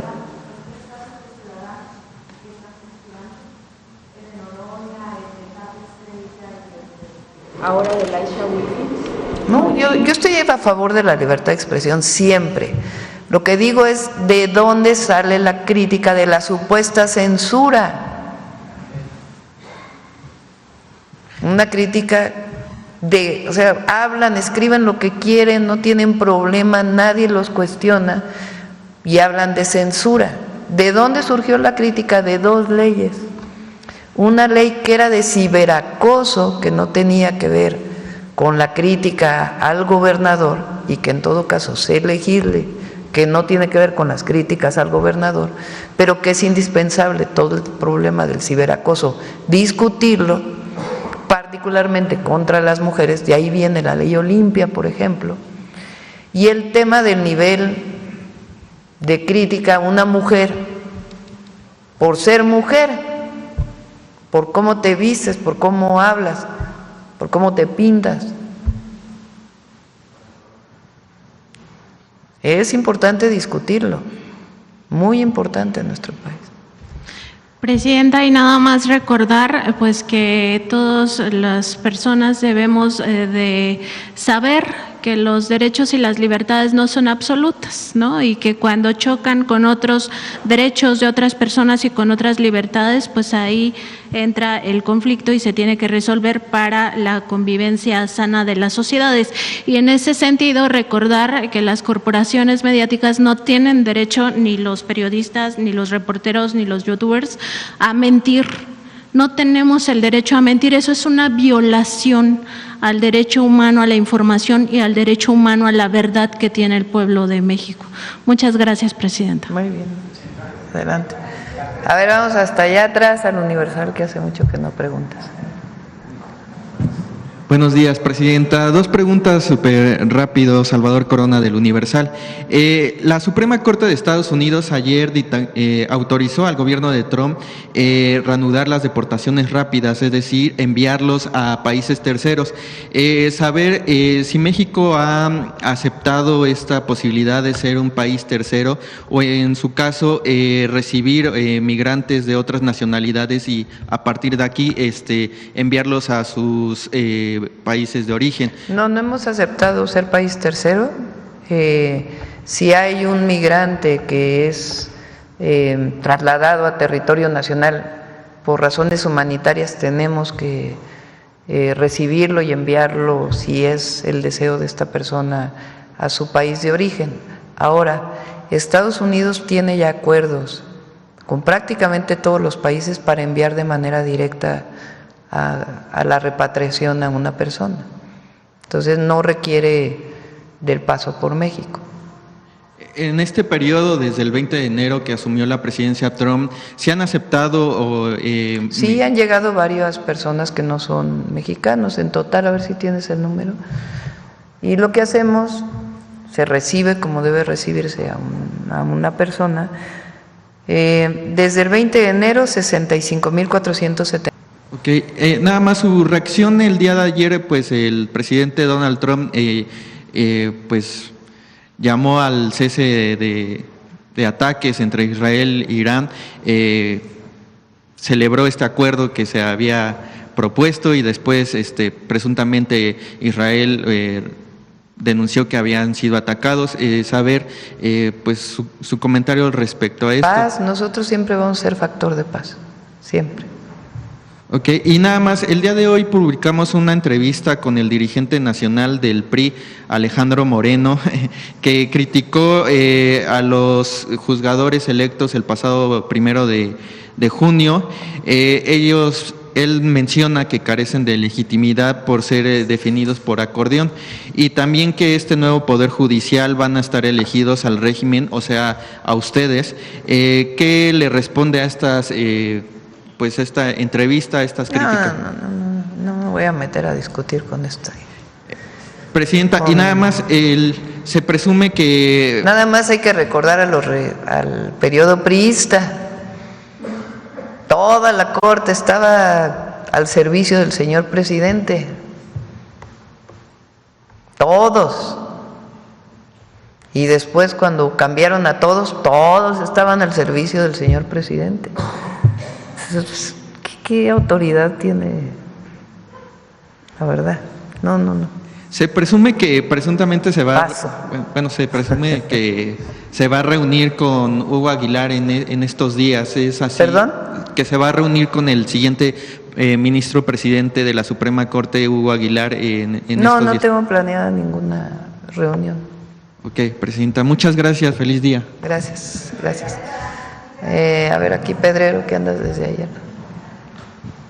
Ahí ya son las 9, pero vamos un poquito más. Buen día, Presidenta. Permanezco sentado para no obstruir el tiro de los compañeros camarógrafos. Buen día. Manuel Pedrero, de los Reporteros MX. En Reporteros MX, Presidenta, el día de ayer publicamos una investigación del periodista Ricardo Sevilla sobre el caso de la Suprema Corte y esta deuda fiscal de la empresa Pegasus, que, entre otras cosas, el nombre comercial de esta empresa es Movistar. Movistar, siendo empresa española llegada a México, a través de un proyecto del ministro Javier Lainez Potisek, se le pretende perdonar unos 4.400 millones de pesos. Gracias a la ausencia de la ministra Lenia Batres, pues se impidió que se procediera con una resolución que parecía inevitable fallasen a favor de la empresa, y ahora se exige, porque hay que decir y contextualizar que esto ocurre en una segunda sala a sesión privada, que no se transmite en redes sociales, que los ministros no argumentan ante el pueblo de México por qué sí se debería de perdonar algo de este estilo, y ahora la propuesta es que se pase a la sala principal para que sí sea transmitida, sí se conozcan los detalles. Hay una situación, Reporteros MX se hizo de documentos que comprueban que el año pasado, en mayo de 2024 para ser exactos, se le renovó la concesión a Movistar hasta el 2048. Entonces, ¿qué tanta vale la pena checar, revisar que empresas extranjeras, que no es el primer caso de una empresa española, y está el caso de Iberdrola, que al mismo tiempo también fue beneficiada, protegida en su momento por la Suprema Corte, que últimamente solamente se dedica a ver temas fiscales, como si no hubiera problemas sociales? Es la principal interés predilecto de todavía la antigua Suprema Corte. Preguntarle, pues no valdría la pena que si una empresa extranjera que se le está renovando la concesión a casi más de 2 décadas en nuestro país, se revisara la posibilidad de revocarla, o por lo menos que se le cobre los impuestos para que no sucedan este tipo de cosas, sobre todo con esta última oleada de ministros que ya dentro de las próximas semanas estarían abandonando el puesto? Lo primero que hay que mencionar es que en este caso y en otros casos de deudas al fisco, la gran mayoría vienen de periodos previos al presidente López Obrador. O sea, son demandas de gobiernos de hace tiempo. O sea, ni siquiera se puede decir que hubo algo particular del presidente López Obrador. O sea, hay algunas que están desde el 2004 o algo así, y que por los amparos y amparos y amparos y amparos y otra vez amparos, y llegan a la corte y se regresan y vuelven a llegar a la corte y se regresan nuevamente y acaban sin pagar. Claro, siguen subiendo sus intereses, ¿verdad? Porque mientras no paguen, así dice la ley, pues suben los intereses de lo que no han pagado. Este es uno de los casos. Que paguen sus impuestos. O sea, tiene que resolver la Corte. Tienen que resolver, ya no pueden estar regresando ahora otra vez a la otra instancia, porque así se la pasan hasta el infinito. Entonces, no, tiene que resolver la Corte. Y la Corte tiene que resolver, de acuerdo a lo que revisen ministras y ministros, a favor del pueblo de México. Entonces, hay que esperar a ver qué van a resolver. Lo bueno de ahora, pues es que ya no es secreto, ¿verdad?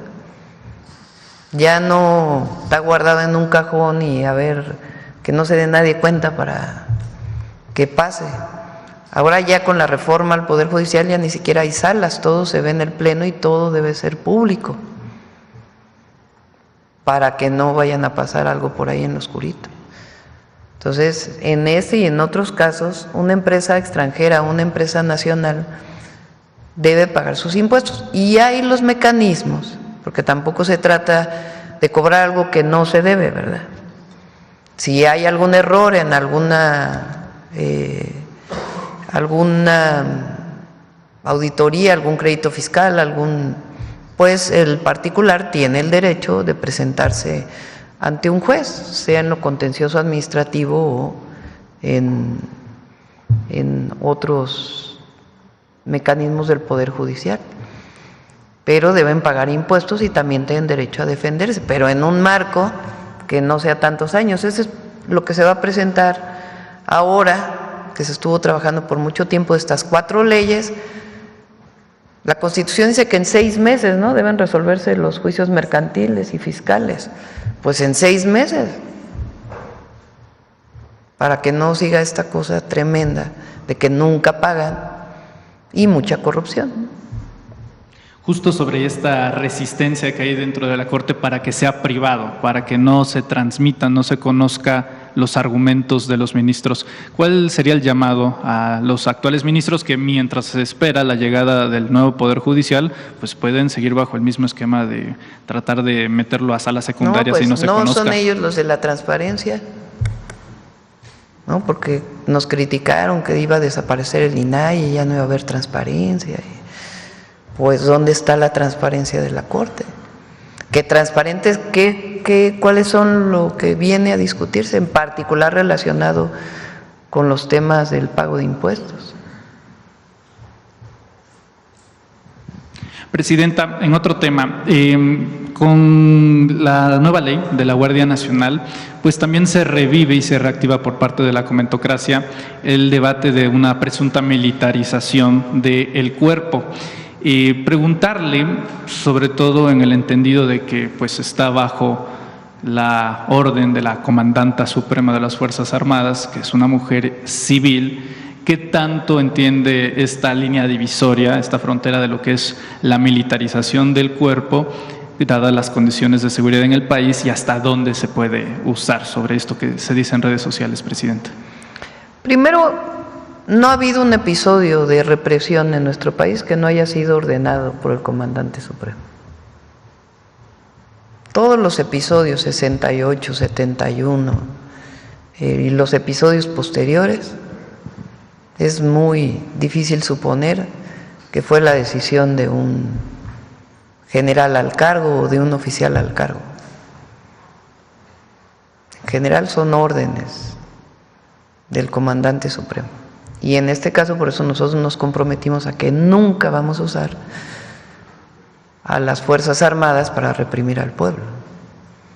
Eso es lo primero. Lo segundo, ¿por qué la Guardia? ¿Cuáles son las ventajas de que la Guardia Nacional esté en la Secretaría de la Defensa Nacional? Que no es el Ejército, es una entidad, una institución que coordina la defensa nacional. Número uno, que tiene permanencia en el tiempo. El Ejército Mexicano tiene una gran característica, la Fuerza Aérea, igual que la Armada de México. Tiene la característica de que son instituciones que permanecen y tienen sus propias carreras. Un general, para llegar a ser general de división, ¿cuánto tiempo estuvo en? Más de 40 años.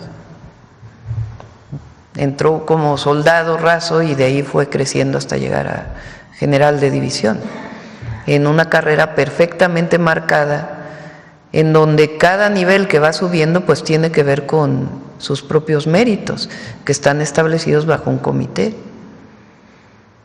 Si se fijan en las policías mexicanas, pues ese es parte del problema que venimos cargando. Nosotros, por ejemplo, lo cambiamos en la ciudad, con sus dificultades, pero normalmente ¿quién es el siguiente jefe? El que decide, el jefe de la policía. Ah, no, pues te nombro jefe de sector a ti, porque pues se le ocurrió al jefe de la policía. No hay una carrera policial que permita ver quiénes tienen las características para poder tomar ciertos mandos. Eso lo tiene el Ejército. Bueno, esa experiencia que tiene el Ejército, con sus características como policía, porque esa es la función principal de la Guardia, queremos que las tenga la Guardia y por eso pasaron a la defensa, porque es una institución, digamos, de largo alcance, no depende solamente del presidente en la formación. Para formar un oficial, ¿lleva cuántos años la Guardia? ¿4 o 5? La Guardia 6 años cumple. 6 años va a cumplir. Imagínense los oficiales de la Guardia, lo que cuesta trabajo poderlos poner, pues porque tiene que ver con una carrera. Entonces, ¿qué hace hoy defensa? Pues algunos generales que tienen experiencia, se ve si pueden pasar a ser oficiales de la Guardia, mientras se forma todo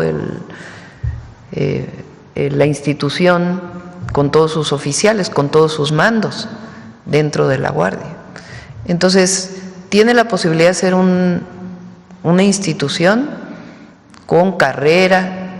¿Qué otra ventaja tiene? Puede utilizar las instalaciones del Ejército, que son muchísimas. Tienen sus propios cuarteles.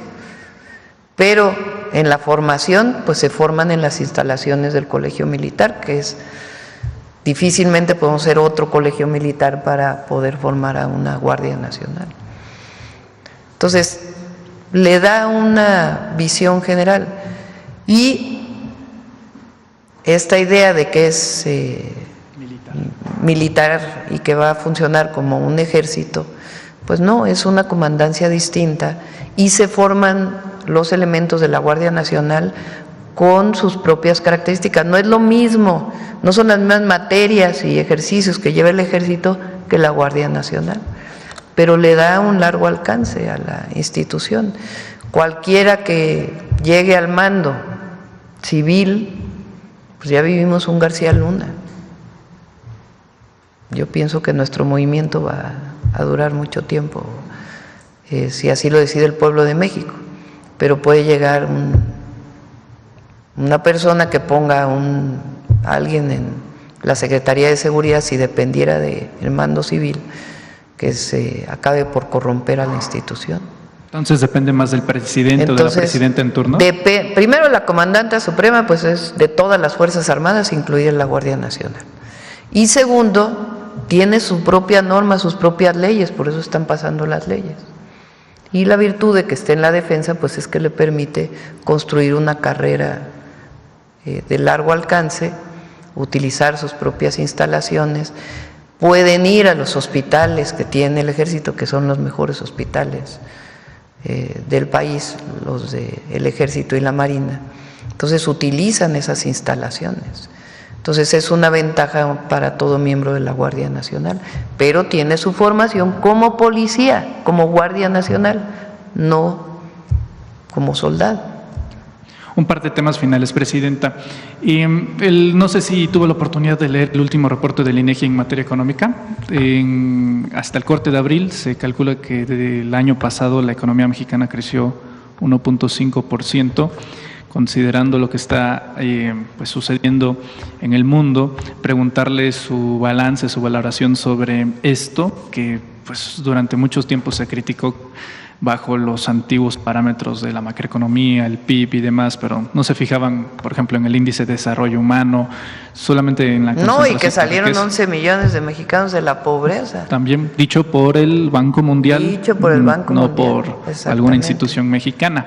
Preguntarle sobre esta situación, agregando la situación geopolítica en Irán, sobre este debate, el presunto y potencial cierre del estrecho de Hormuz, considerando que pues el proyecto que le hace oposición consideró hace un par de años que había que cerrar las refinerías de nuestro país. Pues en una situación así conviene bastante ser un poco autosuficientes. Preguntarle su balance ahí. Sí, ayer lo comentaba, que la refinería Dos Bocas es importantísima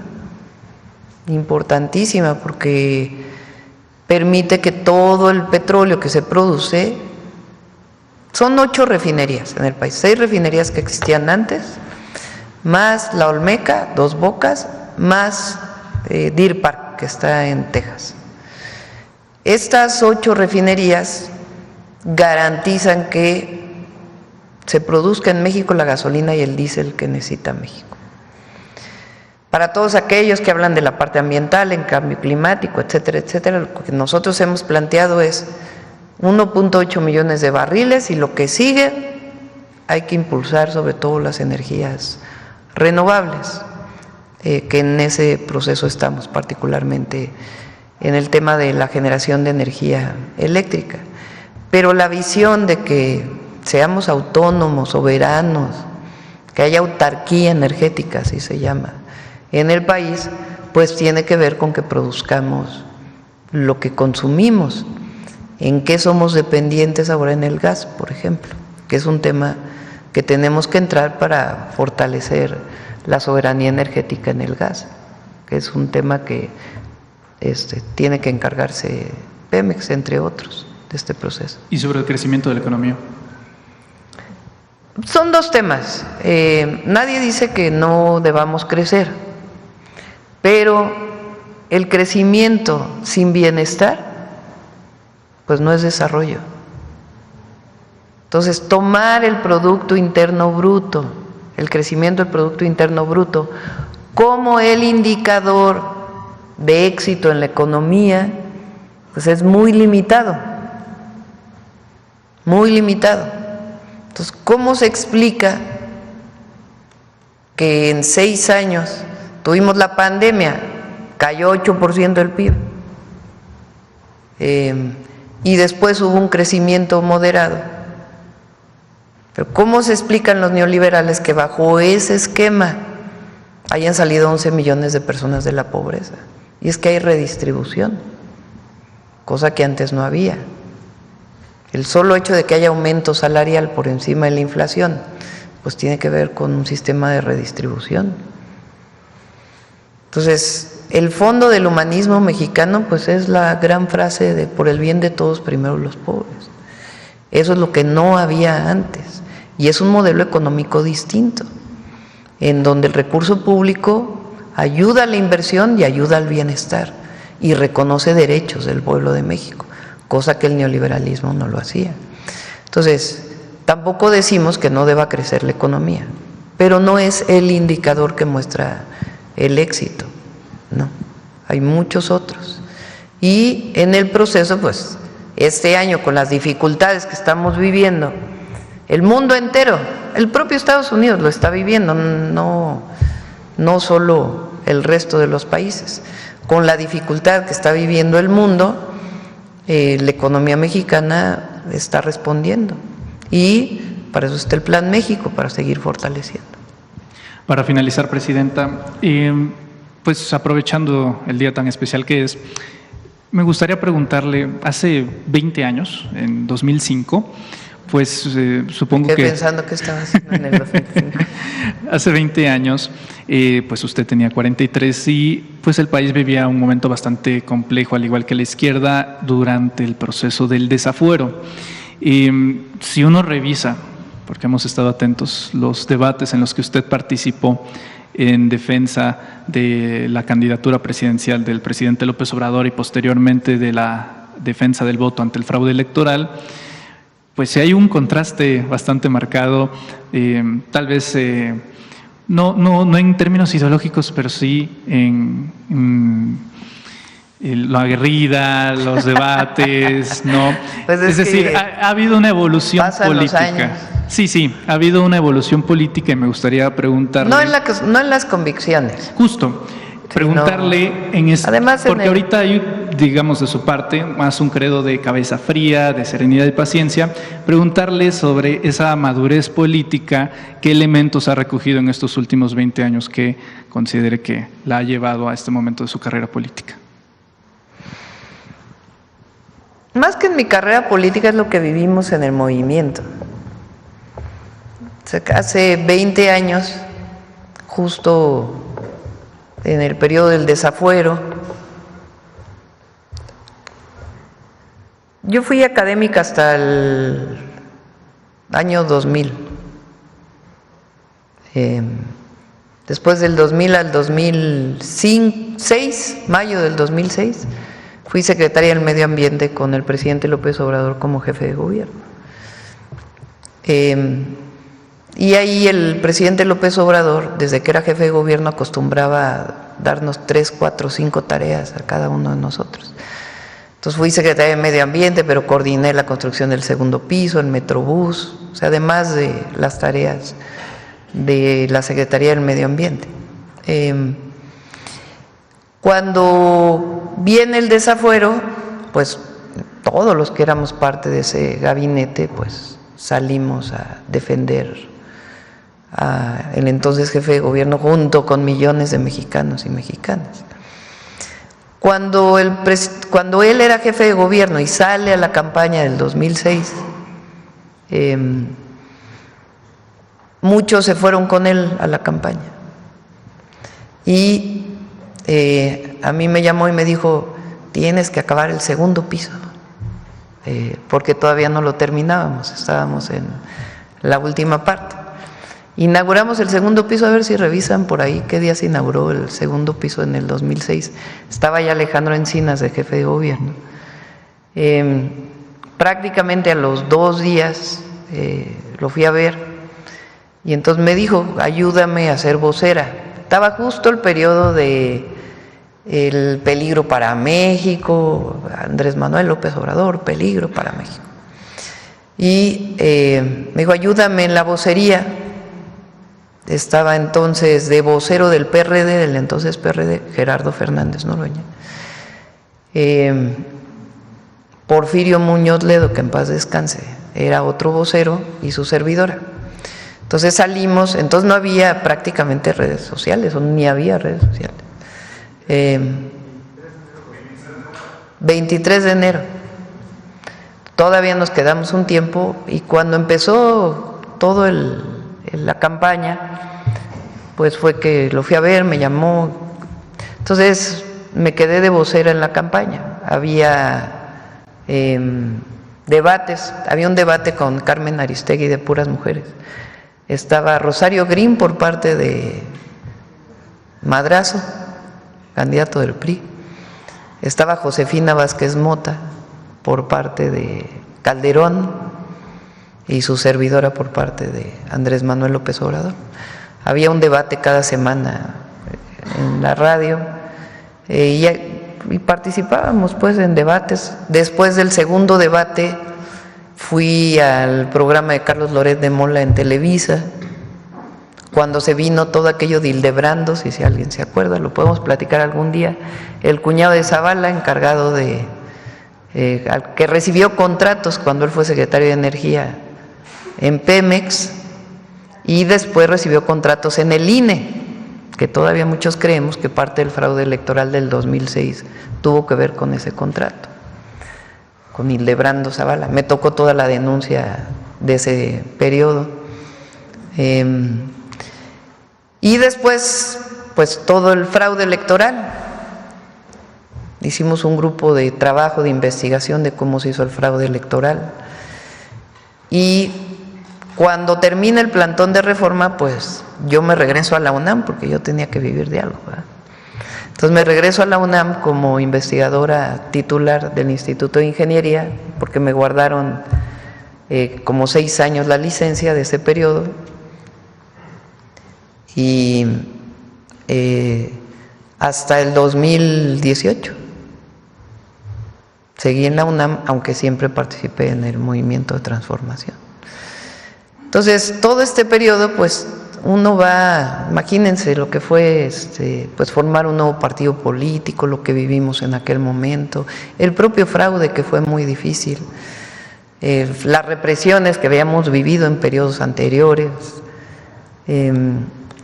y después la elección del 2012, que también fue muy difícil, la formación de Morena, pues todo eso estuvimos ahí participando. Entonces, pues como quiera vas, se va aprendiendo en el proceso, pero no es un asunto de aprendizaje personal, sino un aprendizaje colectivo de cómo fue que llegamos al momento del triunfo del presidente López Obrador, que fue pues un momento glorioso para la historia de México.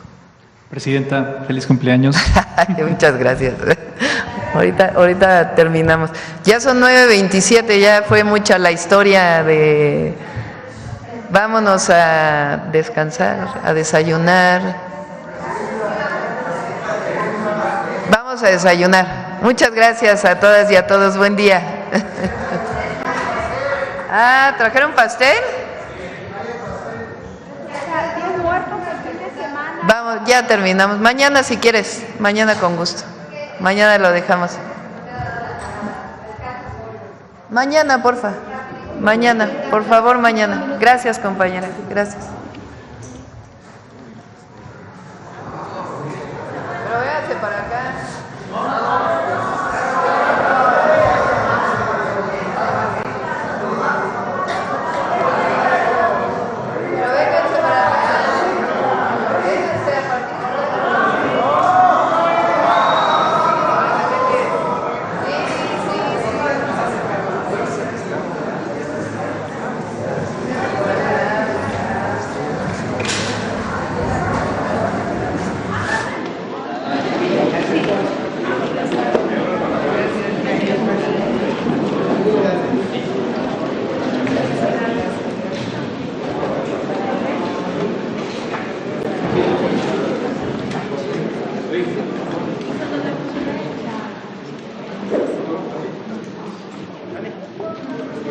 Venga, por favor.